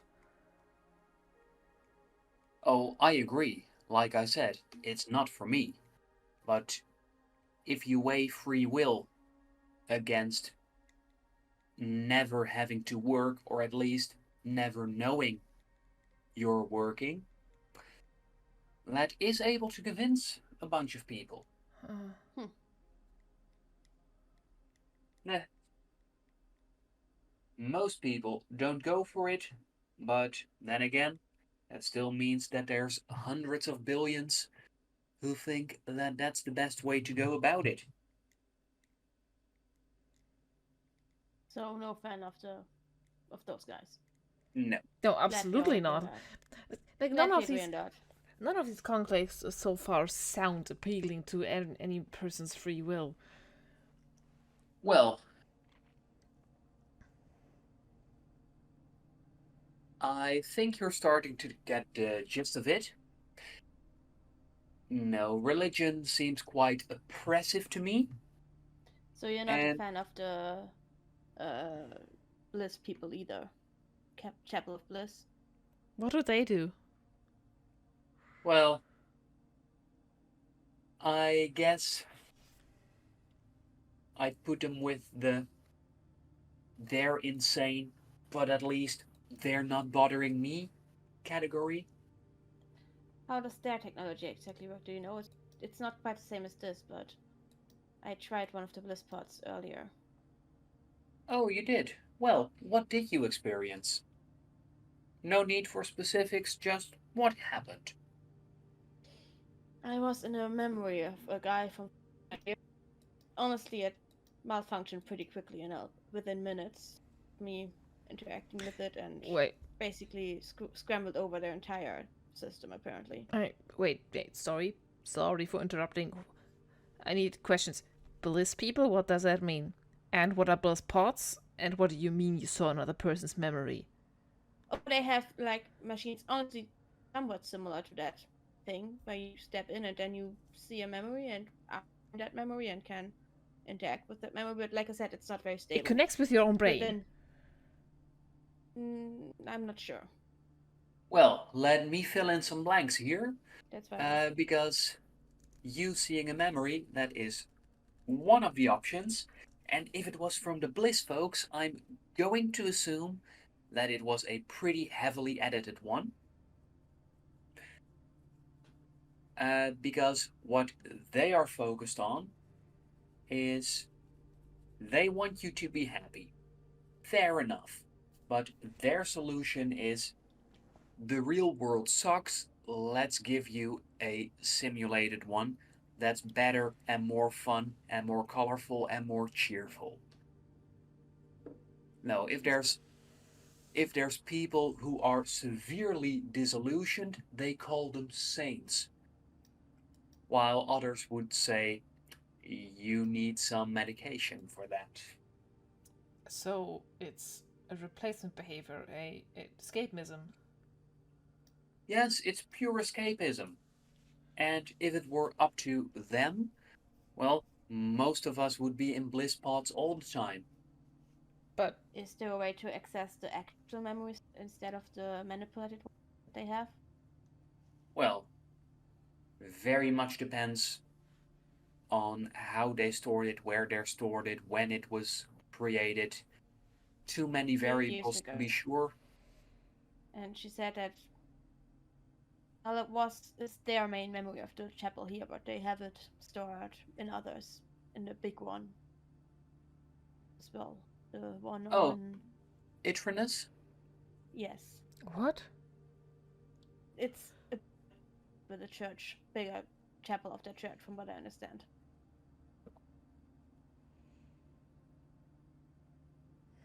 So on Itchness, I could potentially access the actual memory. Well, that's where you would have the best chance. Now, I don't know how they have their system set up, but if there's a place for you to find the original, I would bet it's there. Okay. Like I said, their system seemed pretty unstable. It malfunctioned within minutes. I don't know why. Well, I can tell you those bliss pots, they have been around for a very long time, and they are very stable. So, and he grins maliciously as he says so. Did you maybe try and do something the system wasn't intended to do? I mean, I saw a memory of it. The dude that left their religious, like, I don't know if they see it as religious, but like their relic, and I interacted with him, and somehow I asked him some question, and somehow it's immediately it. Ooh, well, no clue what you asked him, but it seems like you might have been poking in restricted information. Oh yeah. I mean, I don't know if they know what kind of restricted information it was, but I'm taking a wild guess and saying it was. Looks like we've at least found one answer there. So is there a way for me to make sure that it doesn't do that next time I go into that memory? Like I said, from here it's just speculation. Too many unknown variables. So I should probably next time take some kind of mechanical energy on yours. Me that could maybe help. I'm very Well, interested in this. I would like to try he- this. Do He they? looks over. He looks over at Juno and goes, "Yes, you seem quite a technical type. I'm going to assume that if you're sticking together, that perhaps Juno will be able to by then tell you the best approach to get whatever restricted, juicy info you're looking for, how to best get it out of their systems." I mean, I can try. I'm not saying that I know the tech, but I definitely have some previous knowledge to maybe help you. Just saying, I don't know how much I can help you, but I think I can help you. We could go there on our way back to the captain. I would also be very interested in doing so, yes. I would like to try it as well. Or do they also... So, Salvador, you know a lot about these things. Do they also collect your memories? I'm guessing they connect somehow with your desires, your knowledge, or like anything that isn't in your brain. But do they keep it? Do they store this information? well, there's different models. However, since Karma, that was your first time in a bliss pod, Yeah. and did you just pick which one you went into, or was there a more elaborate setup? The person there, I don't know if you want to call her a nun, whatever they call themselves, the people that work there.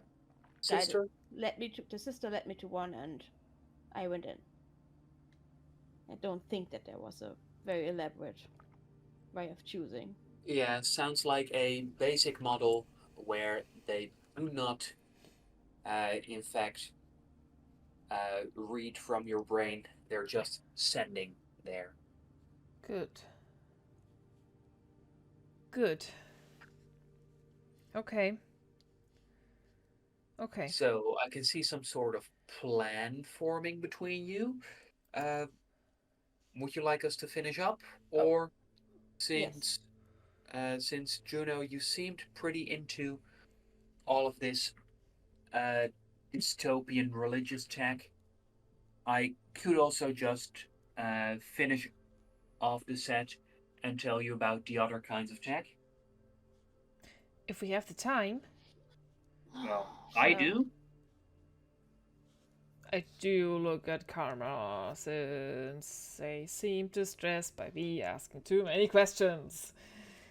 More like bored with this because Karma is not very interested in how it works of those tech things. So Karma's just leaning back, somewhat disinterested and bored, and sipping on way too sweet drink. So you do drink it. Amazing. Okay. Well, for Karma's sake, let me be brief. The conclave of growth.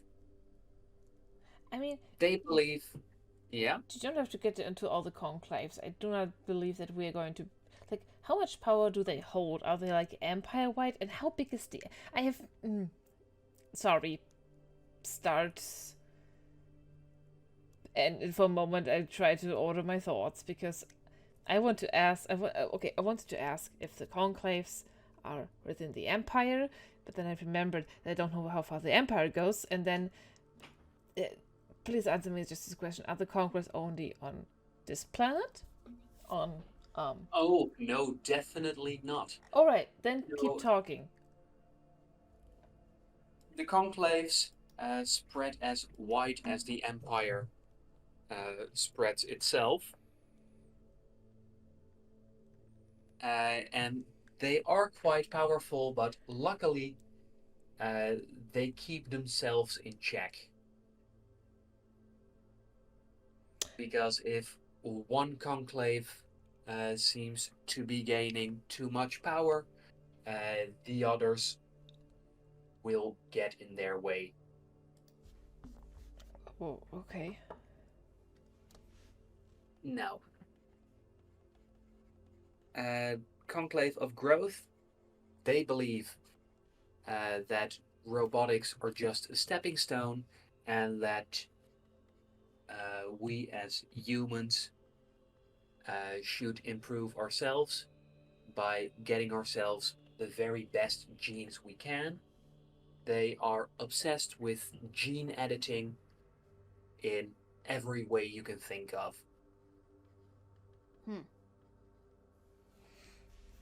What does it And they have entail? some. So you kind of get DNA to fit yours and you can see in the dark, or what does it mean? Well, that's how they started. There's also, gotta say, in the past, they had some fun ideas. For example, thanks to them, it's possible to transition to another gender within a day. However, after they did the fun things, like getting yourself a fluffy tail or a set of wings, they became a bit more hardline and thought that those earlier attempts were failures, and instead they wanted to go for superior humans. They seem quite keen on giving people xenoneurological abilities, cool mind powers. Distressing. Okay, interesting, but okay. Yes. What do you mean? What was the name of those guys again? What exactly are they doing? That was with the these? Conclave of Growth. Okay. Yes. And How long have they been around? well, all of the conclaves have been around since the last great civil war. Thela, I'm not good help in me. history. How long ago is that? I'm also not a history buff. And Thela goes, 1700 years ago. So yeah, they have been at it for a while, and they have their strange experiments. For example, on in Diffusion, there's only women on the planet. The moon only has men, and the priests get to decide which men and which women are allowed to meet each other for their purposes. You mean making Yes, babies? yes. Making more people? That is fucked up. No, making superior people, they would probably say. So they're breeding their own civilization. Yeah, and that's one of their experiments. They're Experiment. they creep me out. Yeah. So that's quite something. And people are okay with this? Or can they leave? Are they their property? Well, the people who live there, they don't have much of a choice. I've heard that a few women manage to leave, but that's a real rarity. Where is this Now, planet? please don't quiz me on it. Definitely not an expert.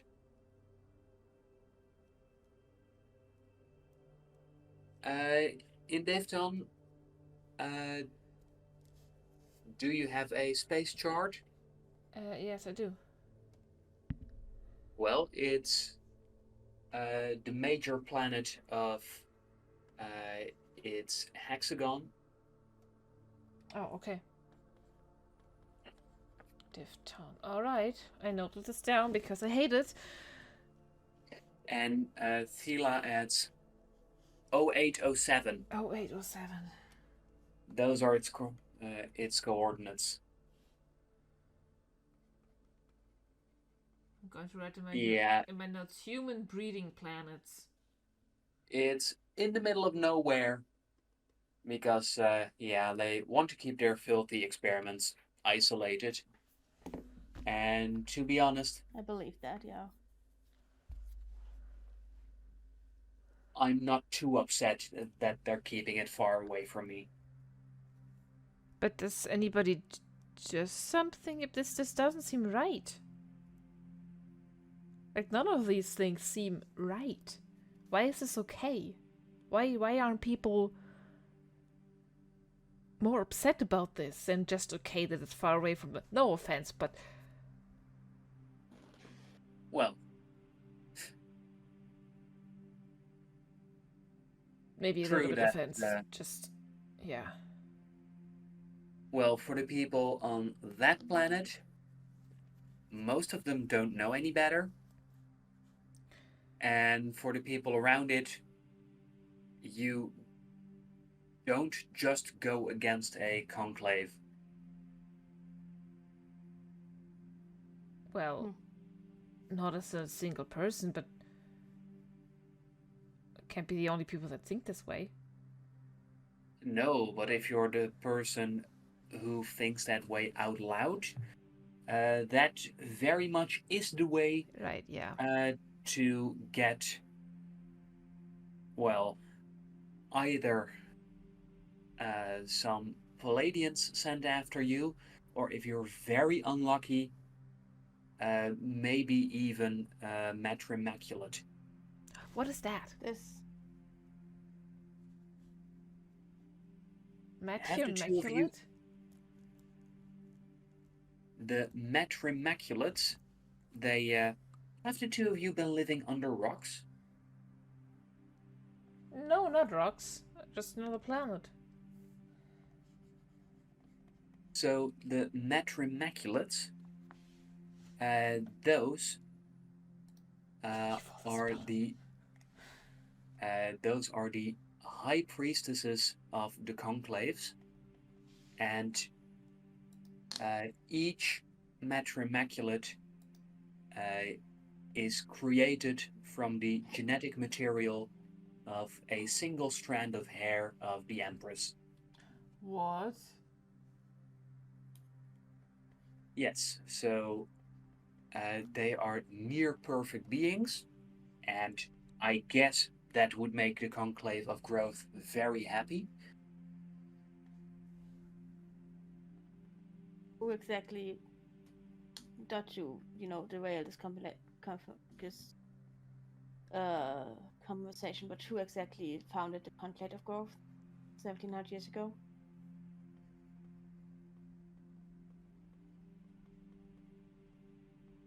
This is turning in some very complicated history trivia.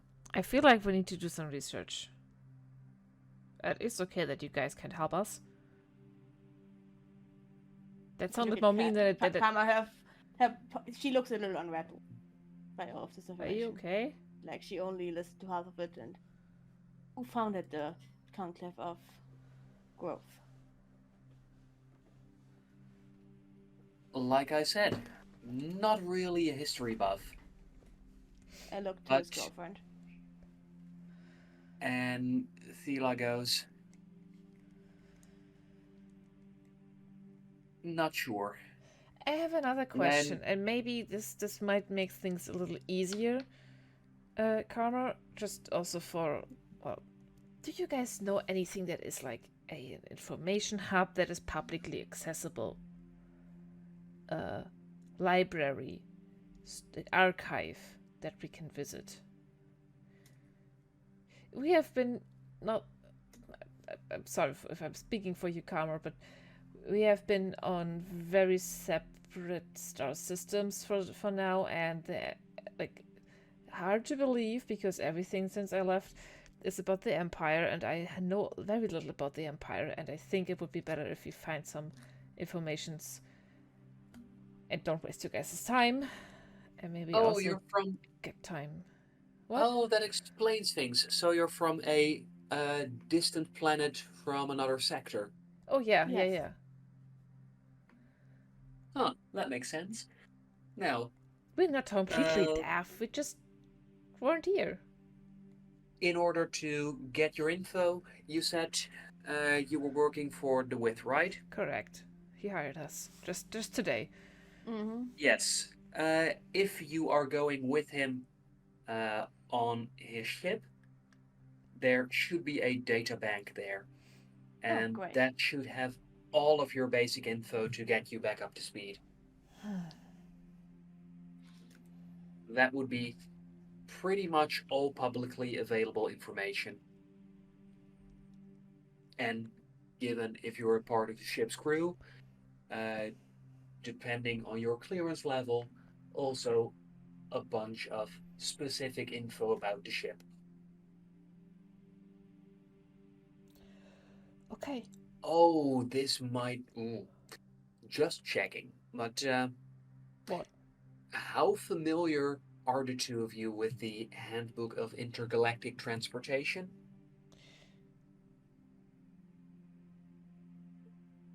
I look at Karma. Huh? Both of us were just Oh. out of it. There's Too much some more information. Empire stuff. Yeah, Empire stuff. Mandatory reading for anyone who goes aboard a spaceship, and I will go on my first spaceship today, so pretty dry and boring. Good luck. It's one of the reasons why I've never left this planet. You didn't want to read a handbook? This is why you One of didn't want to leave this shithole? Sorry. One of the reasons. And I don't know if you've seen, but this shithole is quite a bit more appealing than a lot of the other places. makes sense. Well, from the places you told me before, so yeah. Guess. And Thela goes, okay, we don't want to take up your entire day. The Conclave of Conversion wants to give people robot parts. Yeah. And they say that's upgrading. And the Conclave of Unity wants everyone to join in a fun cultish hive mind. Yes, I met one of those before.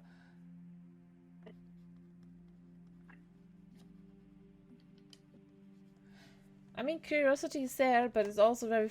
But I also don't want to share. Yeah, so they all have their own tech, but to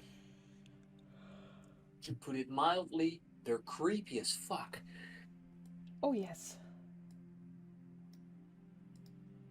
Okay. We had growth, bliss, unity, and merit. What was merit Bliss about? isn't a conclave. Huh? Bliss isn't a conclave. Wasn't merit the first? The one where they transport minds? So, in short, merit has the chair, bliss has the bliss pods, growth has the eugenics, conversion the machine parts, unity the hive mind. Okay. And you will get this written out from me. I'm just going to write down Thank you. merit equals body renting. I mean, what else is it? Yeah, you're right.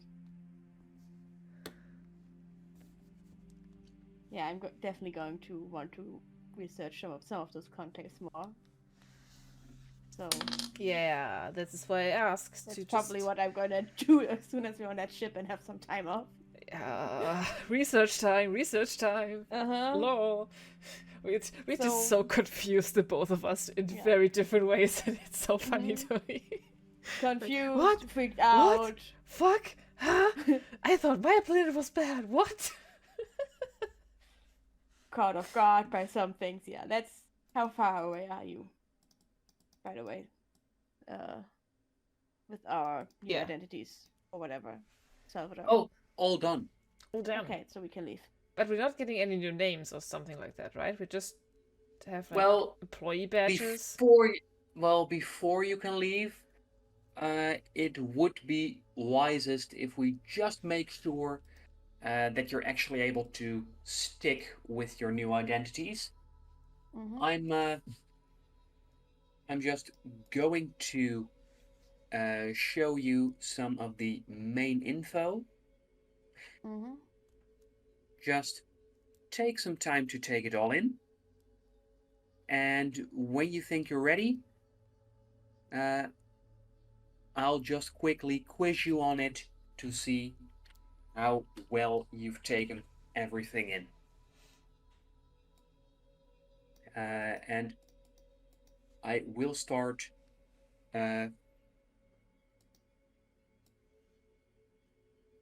Let's see, what's the easiest way of doing this?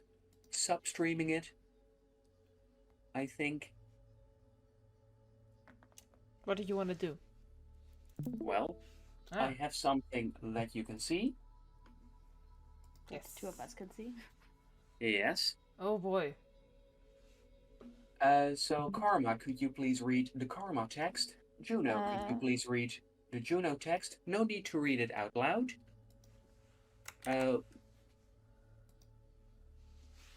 As you look through this,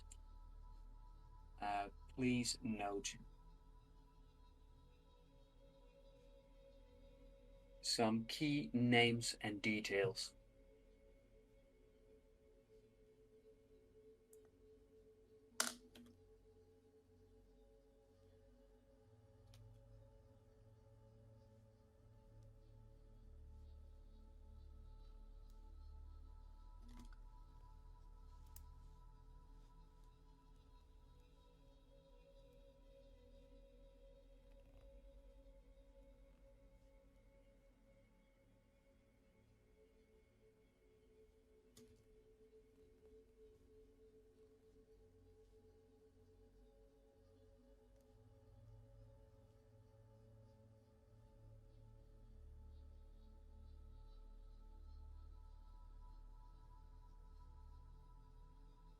Huh.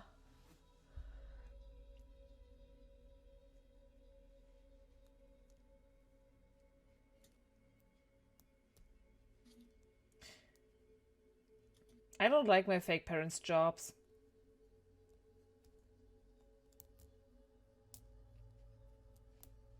Guess. Well, if you think you've taken everything in, please let me know.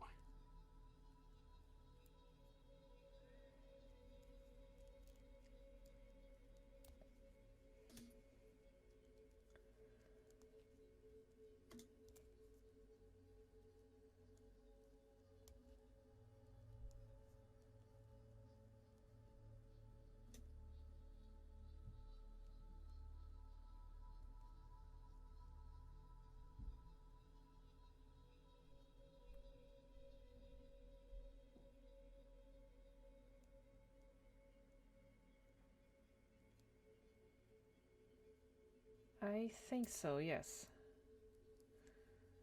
And Karma? Yeah. All right. Then, Salvador has some questions about your fake identities. And first he looks at Juno. So, what sector are you from? Centers? Yes, centers. I think it would be Great. always nice to answer that just to keep it vague. Generally. Great. That's 1 out of 3. Karma, what's your home planet? Elements. Thank you. Sounds nice. Juno, Hmm? how old are you? 27. Great. 2 out of 3. Karma, what neighborhood did you live in? Cresthaven. Great. 2 out of 3. Juno, what do you study? Well, engineering, but it's probably like generalized engineering here. Yes, yes. Excellent. You've taken everything in. Karma, what were the jobs of your parents? Safety inspector and lab assistant, respectively. Okay. Seems like you are ready for when people ask you nasty questions. Good. Now, everything is on the tablet. If you give this back to the captain, he should know what to do with it. Sure. I take the tablet back from him. Will do. Alright. Now, You ready to go, Juno? Sure. Unnerved but ready.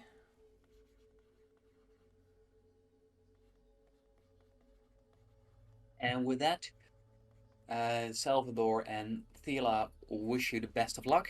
Oh, question. Yeah. Is there any way to contact you while we were away? Because you have been very helpful and I like the technology that you had in your home. Though I do not like how your home is so much prettier than the others, and this is kind of strange. Just because I find it strange when people have more than others in the same... Sorry.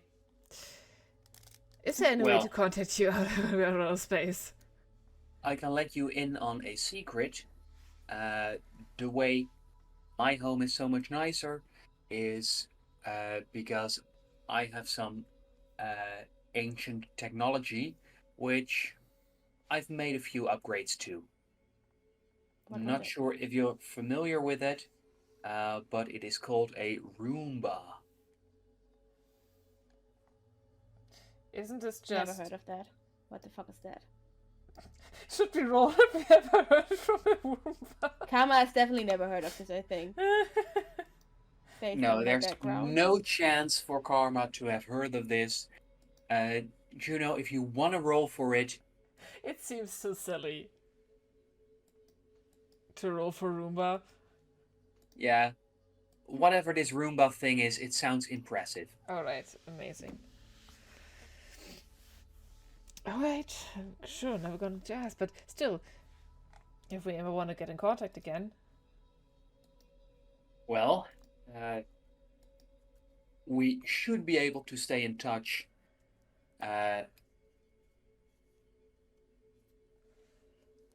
through digital means, at least as long as you're on the planet. Once you're off, well, that would very much slow things down, because then the only two ways for contact would be through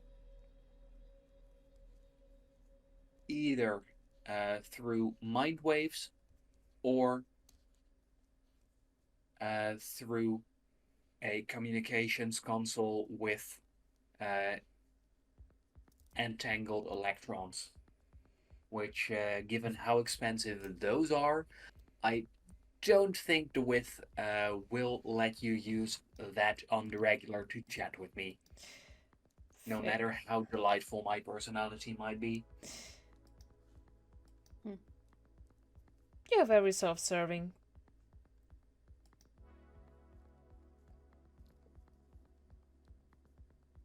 And your point is? Nothing, that was just a point.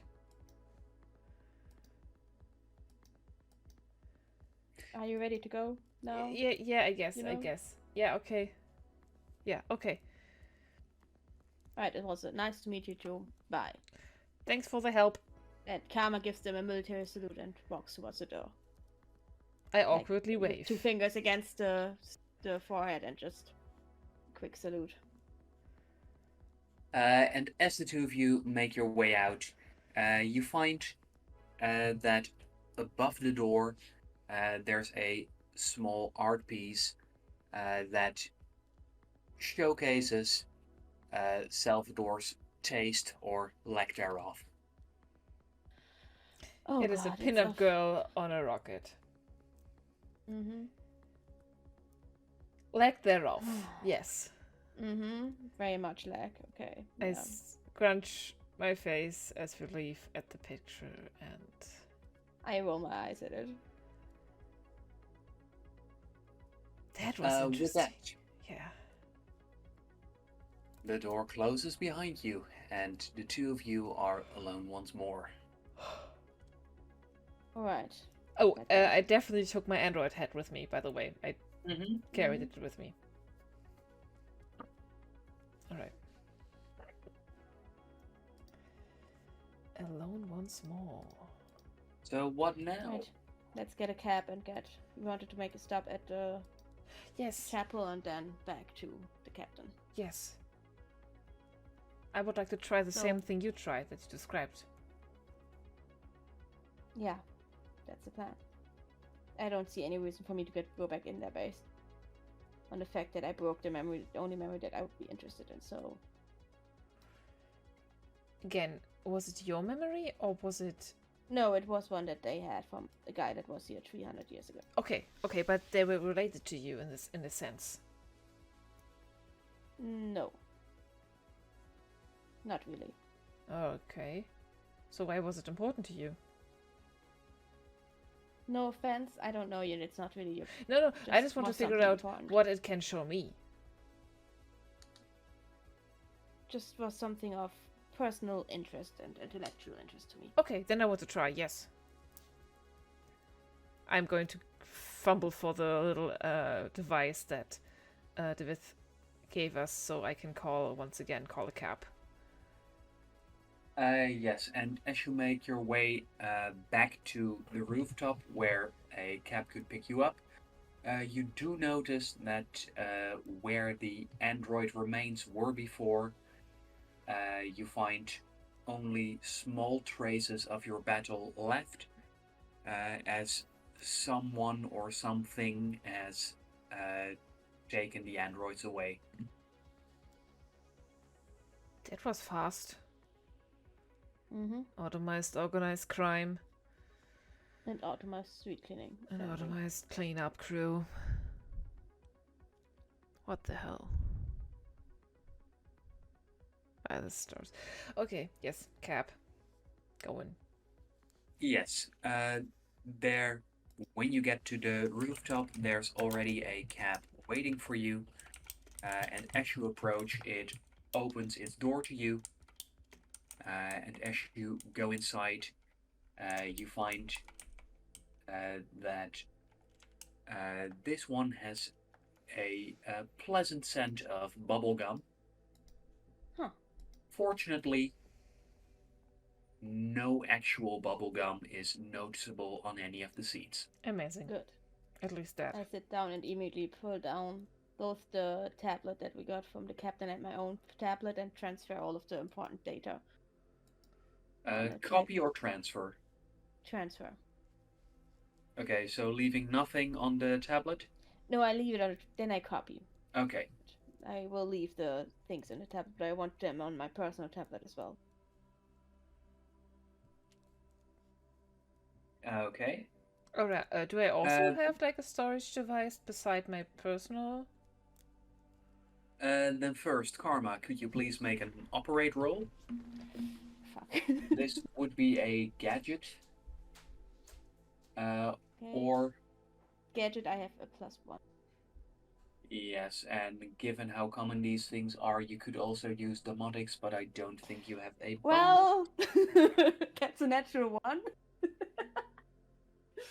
And Oh, you no. find that these files have some protection on them. I just And sigh and manually copy everything by writing it on my own, the information down on my own tablet. with that, you are able to copy some of it.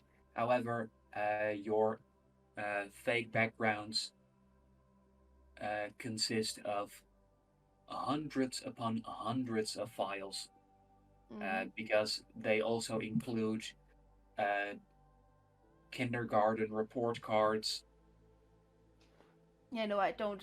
I just from my own files, from my fake identity, just the most things that I have Yes, written that's down. no problem.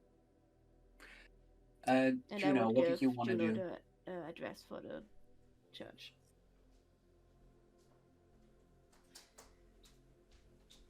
I wanted to, because I don't know, I know I listed a device that you could do the same, like copying the informations.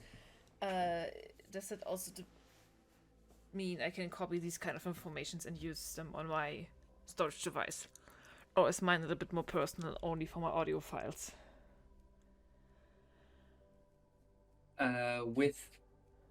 Let me check your sheet. My inventory, or what do you mean? Because given your background, I would say that it makes sense for you to do have some technical device with you. Could you please make a roll to see how fancy the thing was that you brought along? I mean, I guess I could have also upgraded it during my travel to this planet. Is it as a gadget roll? Let's say yes. Yeah, amazing. That means I get a bonus of +1. And that is a 3. God damn it. So you find that, yes, you did bring a tablet with you, you did upgrade it, and when you were struck by that EMP blast, it got completely fried. Oh, is my storage implement still alright? The one for my audio files? Yes, because that is something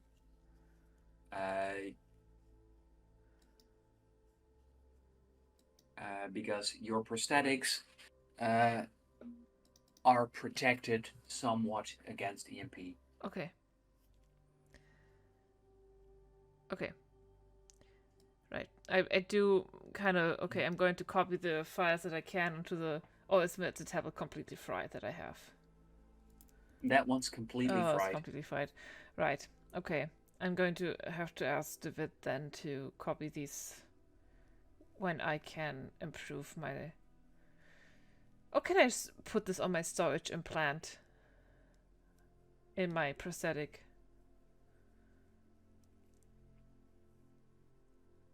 To my information folders.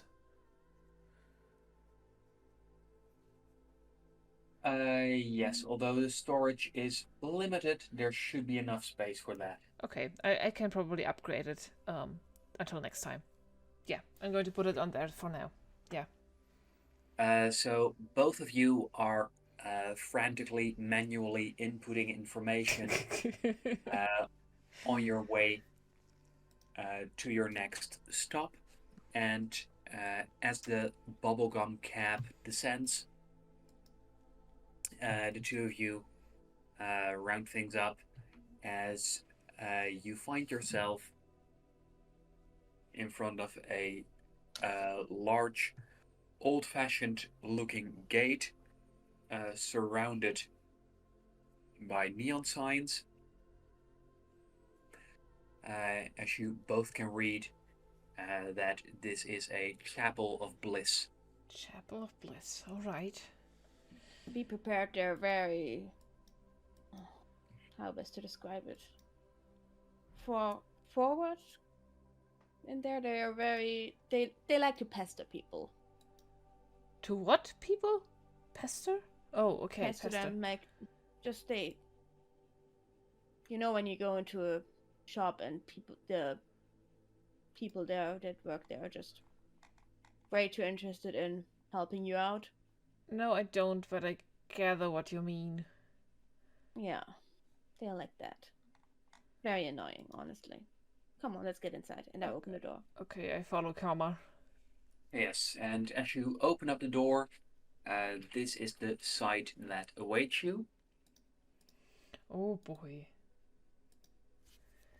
And as you make your way in, you find that a multitude of cables runs through deep gutters in the floor.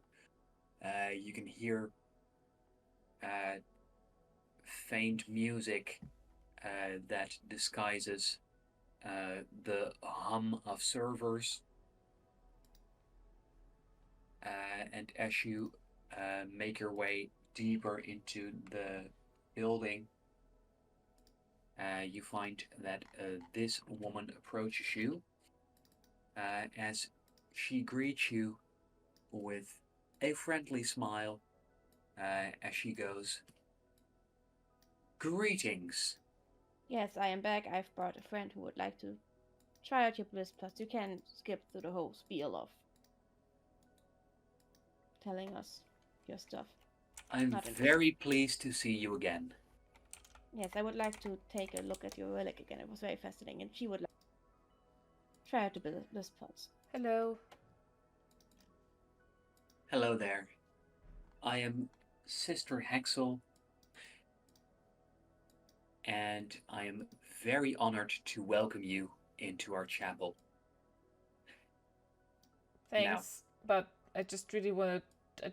Don't have to welcome me. I just want to try this. So. All right. Tell me what you desire to see. I don't Would you like- know. I'm just curious what it does. Well, would you like to experience a walk through the crystal forests of Yoltan 9? No. Would you... Do you have anything in mind? I just want to know more about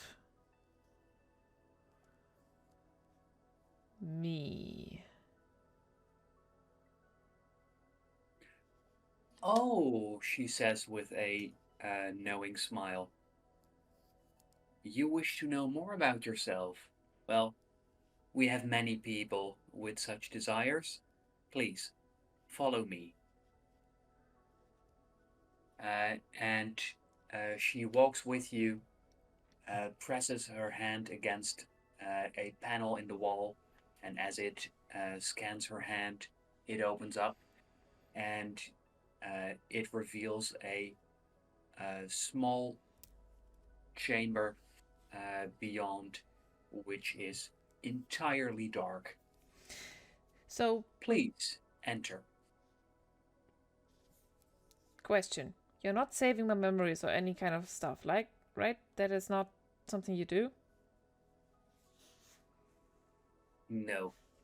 I just wish to bring happiness. I have And- no reason to trust you, but I kind of want to try this anyway, so... Okay.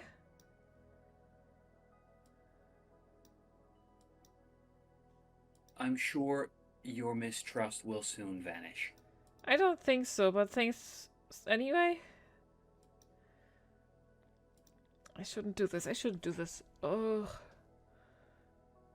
Can I roll an insight to kind of soothe myself that this is good? Because me as a player, I think this is amazing and I want to try this. Okay, you want to roll insight against Sister Hexel? Yes, I just want to know if they're like, now gonna know what I'm up to or Please. like saws Make through my it. head. Inside. What a 6. That is not good. Like nothing, like not even a bad or good feeling here. Well, you feel kind of strange. You have no clue what to expect. But the sister sounds sincere. And Karma told you that you could give this a go. How are you feeling about Karma? Undecided. Not bad, but undecided. Well, Curious maybe if so. maybe just have a look and see how this goes. That's the best suggestion your mind comes up with. Sure. Okay. And none of my alarm bells go off since I had to be so careful all of the time. This does not ring alarm bells. Well, It rings a few, but none of the major alarm bells. Alright, then I'm going to do it. I'm going to try. Ah! My ears are ringing. Yes, and as you enter the dark chamber, the wall closes back up behind you, and for a few moments, you are left in soul and total darkness. I take a deep breath. You hear machinery around you whirring to life. Karma, what are you up to? First of all, I want to keep an eye on Sister Hexel, happening, what she does. Yes, Sister Hexel is standing near the wall as she looks at you and asks you,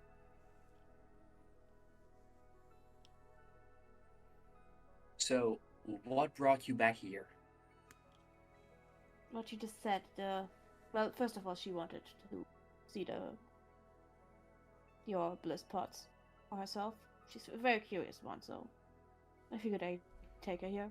And second of all, you said what you just said. The forest of what planet called? The crystal forests of Yoltan 9. Is that Yolten or Yolten? Like, is that two words or is that one word? For me as a player. Yoltan is one word. Yeah. Any relationship, by any chance, between that and the memory I saw earlier? I don't think so. Huh, okay. I take it the memory I accidentally isn't fixed. No, and I'm afraid it'll take quite a bit more time. Sorry about that. Didn't mean to break your shit. Can I take another look at that knife you had? At least? That relic? But of course, and There's something about it that just... And she walks over to you to call forth the relic. Juno. Yes. As you stand there with the machine noises around you fading away, there is a bright, blinding white flash of light. However, as your eyes adjust to the brightness, you find that you are in a beautiful place. There is nature all around you, and it's a gorgeous landscape. It looks somewhat like this.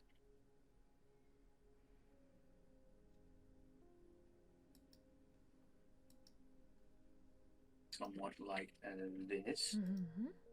Mm-hmm. Oh. And as you stand there, you find that you are able to move around, and you are able to move around beyond how far you should be able to move in this small room that you believe you're still in. And as you get adjusted to your surroundings, you find that you can hear laughter. And as you look at the source of the laughter, you find that there are people swimming. I kind of want to run towards them. Or as general run and take a breath, and it is insanely real and hard to forget that this is a simulation in this moment, but I still want to run towards the people and look at them. Yes, and as you run at them, you find that the people are in shallow water. The water is crystal clear, and you find that the swimming people, here is a few of them.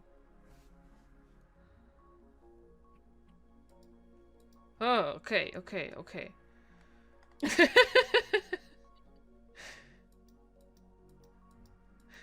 All right. As they go, hey, why This don't is you come in? okay. I stop since I see that these are all strangers to me that are waving me in. And As they go, we'd like to get to know you. these are way too pretty, like way too artificially pretty people. They kind of weird me out, and I stop running and I stop.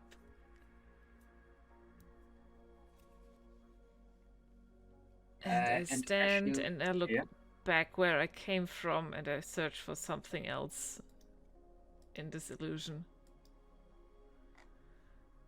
and as you move away, they go, please come in. The water's wonderful, and we'd really like to know you. I don't. No, thank you. And as you say no thank you, you can hear that from the sky, smooth jazz music starts to play as the sky dims a little. This guy, what? As the sky dims a little, Dims a little. I would like to get out of here. This is not what I was uh, looking for. as a woman goes, it's okay to be nervous. No, no, no, don't. This is. I'm not nervous. I'm just disappointed. Well, don't you want to know us? Don't you want to know yourself? This is not what I meant when I said this to the priest lady.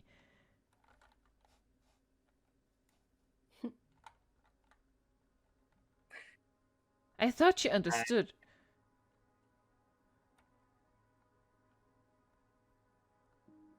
I think I would like to log out, or whatever you would like to call this. And as you look back at a group of disappointed hot people in their swimwear, So uncomfortable. So uncomfortable. you find that they start to one by one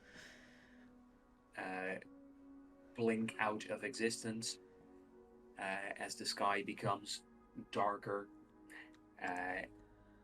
as the landscape around you becomes darker, until there's only black around you. And And I'm going to strap myself. Fucking hell! I just wanted to. the panel in the wall opens back up again. And you can hear Sister Hexel from the other side. Well, that was very quick. Can I try something else? So I take it that Tropical Lovers was a little too intense for you? That wasn't what I meant. When I That's said usually I what want. people mean. Why? No, absolutely not.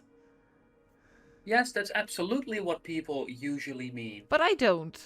It's our most popular one. No, thank you. I do get out of the path. This is just. I don't think this is going to help me in any way, shape, or form.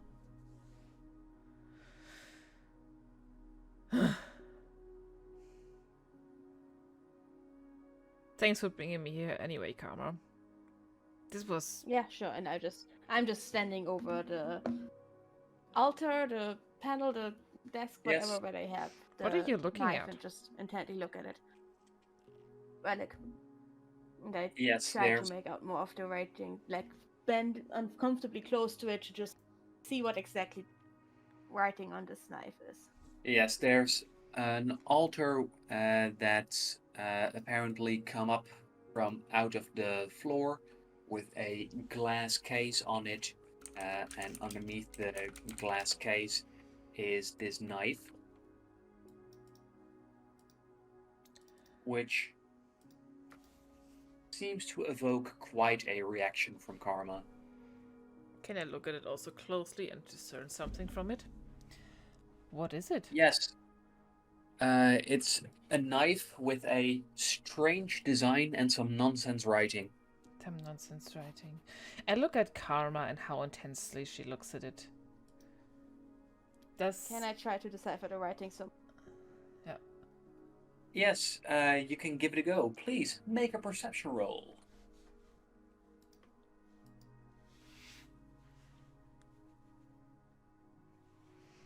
that's a 10 for a 12. I will use a token to see if Oh, I can get this is better. Yes. important to you. All right. It doesn't get better, so it's a 13 token. Since if And you find rerolled token is if a token doesn't reroll better, then it's a +1. 13. yes, and you do find that the words you had already deciphered, those are still legible to you. However, try as you might, you find that without being able to get closer to it, you don't think you're going to uncover more. I turn to Sister X. Is there a way for me to look closer at it, not just through the glass? Or is that not allowed? I'm sorry. That's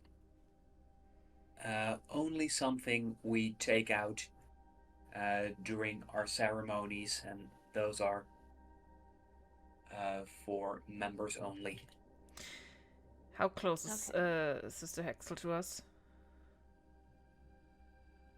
She is standing in between the two of you. In between the two of us. How close am I standing to Karma? There's one person in between you. Ah! How intensely does Karma look at this knife? Like, is it with wonder? Is it with curiosity? Karma? Both. Both. Want, curiosity, and slight irritation and anger. I put one of At my. what she says. I put my prosthetic hand on top of the case and kind of tap the glass, like just in impatience, just in like a just in all right. And I do kind of want to draw Karma's attention to my face. I look up at you in very much irritation because you're interrupting my intense staring at the knife where I try to find out what exactly it says. And there. I do something somebody taught me once. I don't know if it works, but I tried to wink. It is strange and not very. I don't have wrists. That's all I'm saying.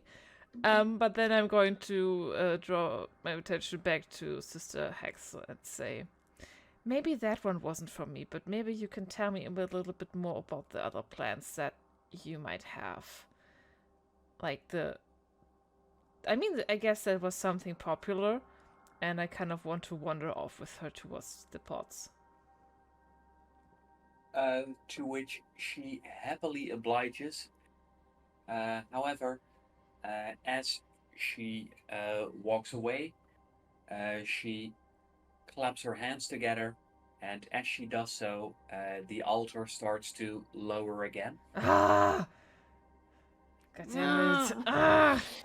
Her back is turned towards it, and it should take about 7 seconds before it is underneath the floor again. Oh. Can I try to see a vision of what would happen if I broke the glass and looked at the knife closer. And I would Please, like to, make a mind roll. I would also like, while Or Hexel, make a brain roll. while Hexel is talking to me, I would like to also call a cab to the door front. It's a 13. The I think cab our is cab waiting. still at 4. Okay. It's a 13. To getting a vision. I'm not actually breaking. Happened. The glass. However, So as good to look at. you imagine what it would be like to break through the glass, you find several things. You find that if you were to break the glass and take the knife out, that would work. However, you also see that there would be a red mist around you, as you can hear intense automatic gunfire. Of course, security, yes. In my of vision, course. can I see what it says on the knife? Can I get a And closer look on it? In my vision. as you can see your own arm flying past you as it's ripped apart by bullets, you can make out one extra word as you had already deciphered council and family.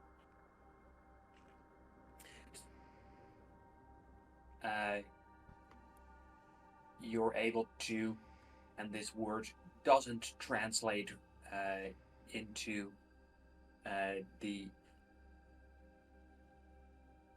doesn't translate well outside of Adlin. However, this is a word that means that this knife was a gift bestowed upon this person for the great services they did.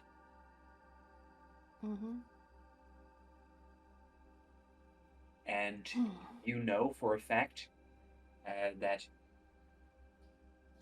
such an honorary figure must have done something that's made its mark into Adlan's history. But I've never heard of Clem or Yolton before. No. In my history lessons, okay. But you know they must have done something quite significant. Do I have access to any files from my home planet on my tablet? History files and such? Before you left, you and the king decided that taking files off planet would be a security risk. Yeah, makes sense. So no. Of course. Yeah.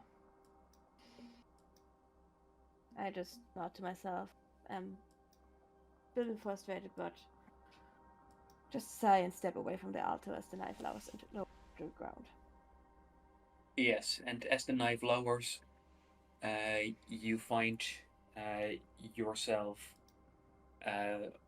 holding your ears as the gunfire was intense. And although your ears didn't really hear any sound, you did see and hear some very intense things. I subconsciously rubbed my elbow where my arm was off in my vision. Fuck. What the fuck is up with that? And I just step back and wait for Juno to be done. I'm not listening to Hexel. This goes into this doesn't even go one ear one out. This just never really goes in anyway. I just wanted to distract her. So Juno, we should probably get back. Right. Shouldn't be too late. We have people waiting for us. I know this is interesting to you, and I'm sure you want to learn more, but maybe another time. Sorry, Sister Hexel. Thanks for your time, Hexel. And I do just walk past her, not even, and I did not listen to her anymore, and I walked towards Karma, leaving the cathedral, church, whatever this place is. And as you You leave, know what I meant with they are a little much, right? Yeah, that was not okay. But why do you want the knife? It's not that I want it. I want them to not have it. They shouldn't have it. It shouldn't be here. It shouldn't fucking. What? I don't know why they have it. They shouldn't. It's not. What is that Sorry, knife? Why are you so upset about the knife? Because they shouldn't have it. All right. I'm guessing you don't want to talk about this, so I'm just going to stop asking. Okay. Yeah. I thought you might want to steal it, but I guess it was better because I think they had a lot of security. It wouldn't be a good idea. They have a lot of security. It would have been instant death if we tried to steal it, which I already figured out, which is why I won't fucking steal it, even though I really want to take that. That knife it should not be here.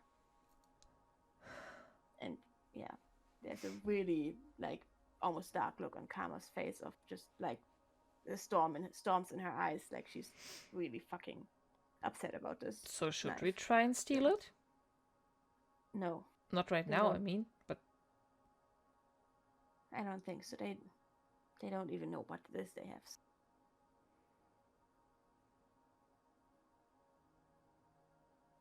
So you don't want them to have it, but you also don't want to take it back. I want to take it back. I just can't because they have security on it that's beyond. Just trying to take the knife would probably result in us instantly blown apart into bits. So, not really much choice there, is there? All right. If you know that.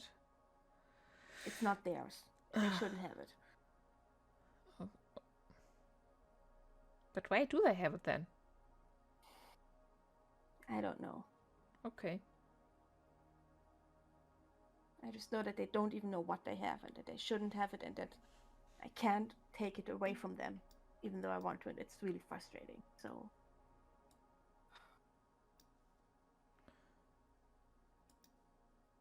I'm sorry. Let's just get back to the captain and get on the ship. Right. I don't want to talk about this knife Right, the captain. this fucking church anymore. Yeah, that was very strange. That showed me, like, almost naked people bathing. That was not what I was expecting. This was not as informative as you started making it out to be. So, no. I guess it depends on the memory that you're seeing. This wasn't even a memory. One I saw wasn't very informative because it cut off really quickly, but... This wasn't even a memory. This was just... Well, a dream of some person, not mine. Absolutely not mine.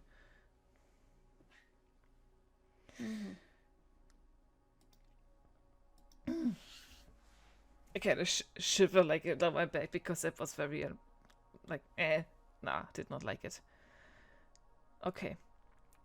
But I already called us a cab, in case you would have stolen that thing so we could get out. You didn't have to call one. The other one just waited here. Oh, right. Sorry. Do that. Okay. You find there are two cabs waiting for you. I thought we needed an escape vehicle. Someone. Yeah, okay, well, we're going to get back into the one that smells like bubblegum because I also don't want vomit smells. Better not risk it. Maybe send the other one away. Yeah. I'm going to stop this reservation thing. Probably like a holding thing on the little device that we got from the vid. Okay. And with that, it only takes a few minutes before you find yourself back at the block where you last met the captain. Yeah. Going in again. And as you make your way there, you find that as you approach, that the door is quickly opened for you, and the door is opened by this man. Pong. As the door is opened by this man. Wait, let me edit into the in OBS so we can see who it Yeah. is. I already have him saved, so he must be here. There he is. I do look surprised. Phil! It's you! Hi there, Juno. I am a little sorry for not telling you the whole truth immediately. What truth? Did you Well, got the elevator stuck? it wasn't a coincidence that we were together there. The captain didn't know if you might be followed or if our communications might be spied on. So he sent me to stick with you for the last stretch of your journey. Oh yeah, that was do turn to Juno. Yeah, that was intense. We were in a space elevator and it got stuck, and we almost froze to death. Huh. And I think somebody mingled Cool. with the drones because they turned aggressive, like the repair drones. So yeah, Who exactly are you? I look at the guy with. this is this Phil, and raised he's eyebrow. also on the trusted advisors list of Captain Lance DeWitt. Huh. And he is the loader I told you about. Ah. Hi. And Karma, as you shake Phil's hand, you find that as you look further into the apartment, you don't just see the captain and Lux, his pilot. You also find that Audrey's there. Hey, Audrey. You. As she goes, well, given what Phil just said, I take it you figured it out. Figured what exactly out? Yeah, also not really a coincidence that we met. Yeah, I figured. Was a little too much of a coincidence that I ran into someone. The actual crew.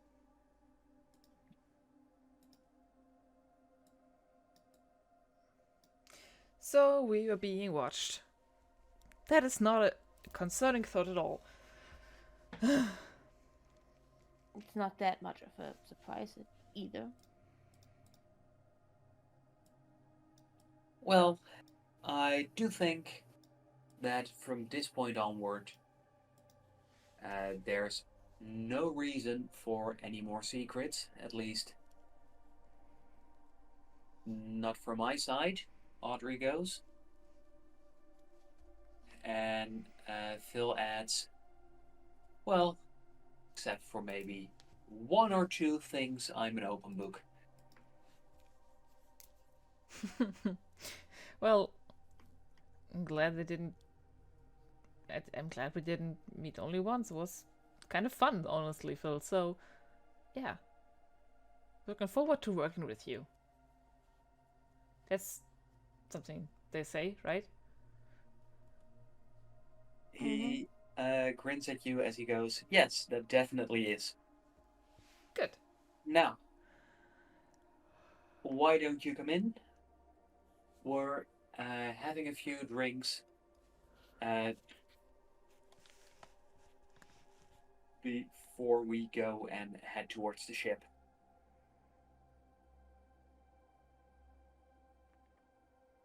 Is And, that advisable to drink before you? well, Lux isn't drinking, she's flying.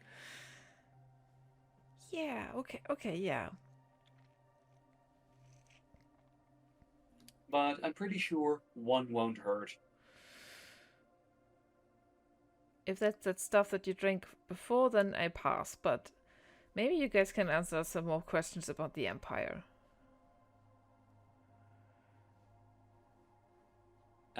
And as Phil goes to get a tall, thin glass of a sparkly red liquid. Is it the same liquid that I'm already familiar? Yes. I take one of those.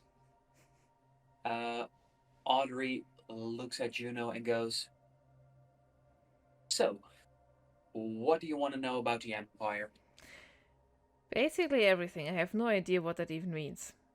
I'm guessing that is the rulings of the humans, like their domains and their parts where their laws and politics apply. And there's an empress, and there are conclaves that are under the empire, and there are like super high priestesses that are being genetically implemented by the empress's hair. And from some documents that we already received from the wits, there are like a bunch of like alien species that have been engineered by the humans over the years. It seems like you've got a really good grasp of the basics. That was all that I know about, honestly. Like where I'm from, the Empire has no grip on anything. So, would you like a very factual explanation, or do you mind if I throw a few opinions and choice words in? I prefer the honest I way. vote for the choice words. Yeah, please. Pure honesty, please. Yes. Okay, now, Esticus is a pretty nice place because we're far away from the center of power, and on this planet, people can mostly just do what they want. Sure, there's crime is illegal, but we're not under strict Crime is illegal. empire. Such a good I look over at the head in your head. Right, I'm also like carrying an android's head, and I hope the two don't mind too much. Since this is the head of a mugger android, no one is bothered by it. Yeah, we were mugged during our trip to Salvador, Again. but we got them, and I hold the head like a trophy. I'm not sure if it counts as getting mugged if they fail this hard. I kind of want to find out where they're being manufactured, because that seems fucked up. Well, if you want to do so, you should do very quickly, because not long until the ship leaves. Right. Is there like a coffee table or something that we're Yes. sitting at? Yeah, I'm just going to kneel next to the coffee table and start assembling this thing. I give the captain meanwhile back his tablet. Could you transfer those files to our tablets so we have our backstories in check, Captain? Definitely. Mm-hmm. Thank you. That's great.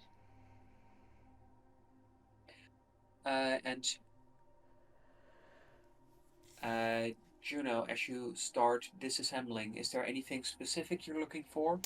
Any manufacturer numbers, engravings, logos, brand marks. Yeah. Maybe not on the specific like parts that they would have like bought, like for example if there are like little brandings or information numbers on like the tiniest part that can also be sourced from another manufacturer, but I want to like have some indicator of, or maybe we want to try and find an indicator of who makes these androids, not the specific parts in the androids, but yeah. Who automatizes, who makes crime automative? That is what I want to know.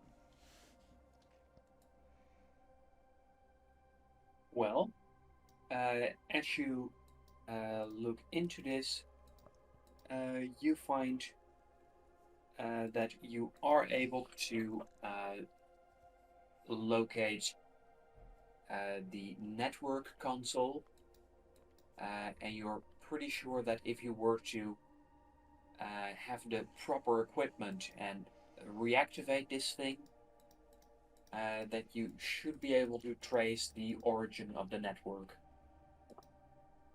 Alright, then I'm going to just take out the network console for now, so I'm not carrying around a head.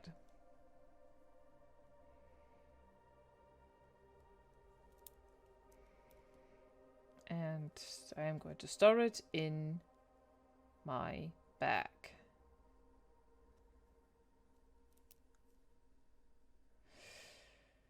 Right. Can I just leave this here? And I point at the robot head shells, like the leftovers. Hey, can I Definitely. leave my trash here? Do you have a trash? Yeah, I mean, what am I going to take this stuff with me? Just asking, or just do they need this? Does anybody need this? Anybody wants it? So I was wondering, goes the captain. We have been discussing, but we're having quite a bit of trouble with the new name for the crosscut. Right. We have some possible suggestions. There was a ship captain on Earth that I heard about in a book when I was younger, named Santiago. He was apparently a very famous and very successful explorer. And since this is also a ship, I felt like maybe it might be a possible name. And we are earthbound, so it holds a Exactly. connection.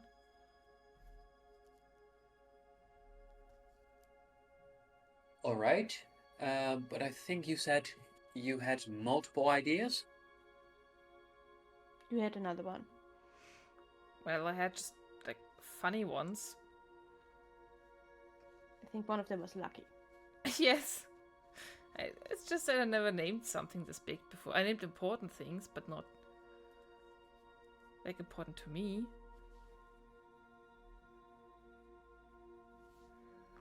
There's, well, a close friend of mine often imagined like naming her own little ships or things, and it was always something a little mischievous, like Vagabond and what was the other? Rhapsody. Ooh. That is a good name. What was the other thing that she talked about? She talked a lot about birds, but I don't think that is a good idea. Well, goes Phil. I think Rhapsody's a wonderful name, and Lux goes, I do like Santiago. It is up to the two of you, because you will have quite a bit of your campaign on this spaceship. What do you prefer?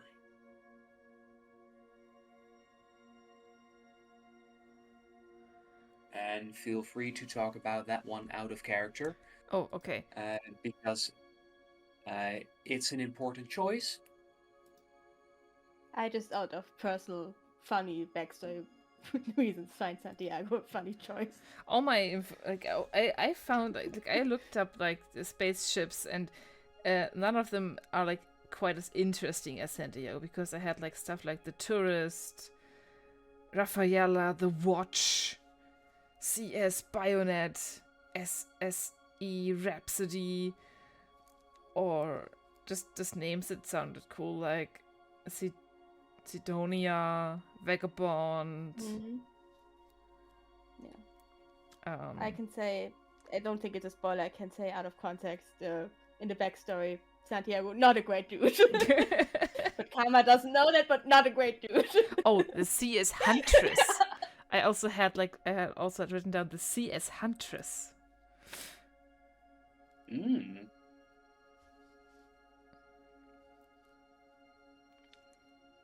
Well, I do like the name Huntress, but I think so far the most enthusiasm is for Santiago. Mm-hmm. Okay. We could call it Santiago's Rhapsody, though. Yeah. Why not just combine both? Yeah. Ooh. That's a cool suggestion. The SR. Okay, so we have a name. Is SR something bad? No. Wait. Think about something else. Just if we shorten it. For calling. No, that's cool. Okay. So if I Google that, it goes, those are the initials of a famous Indian actor. Fair.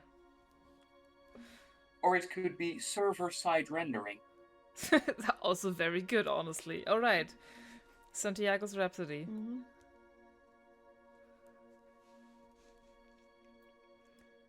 And with that. And with that, I would like to... Or just Santiago Yeah. Rhapsody. Santiago Rhapsody also works, yes. Yeah.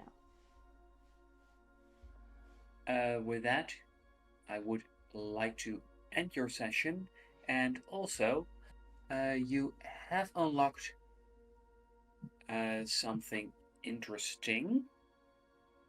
Do we now? Yes, We do?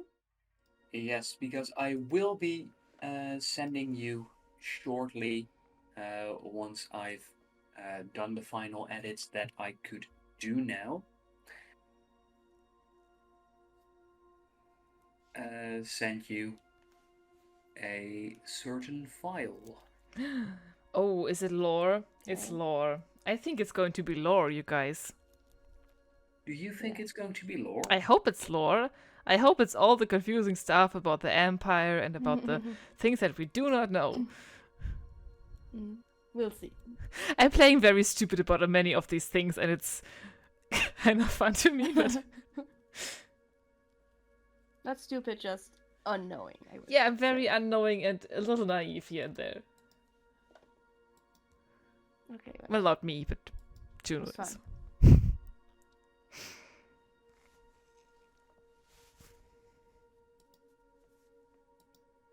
Right.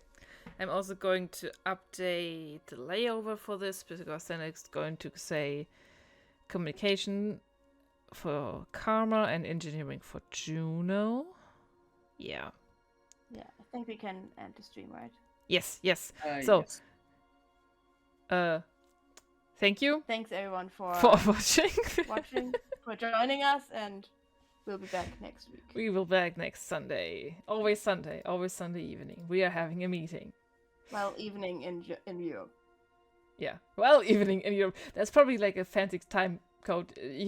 Mid-European Standard Time. All right. Yeah. Goodbye. Bye.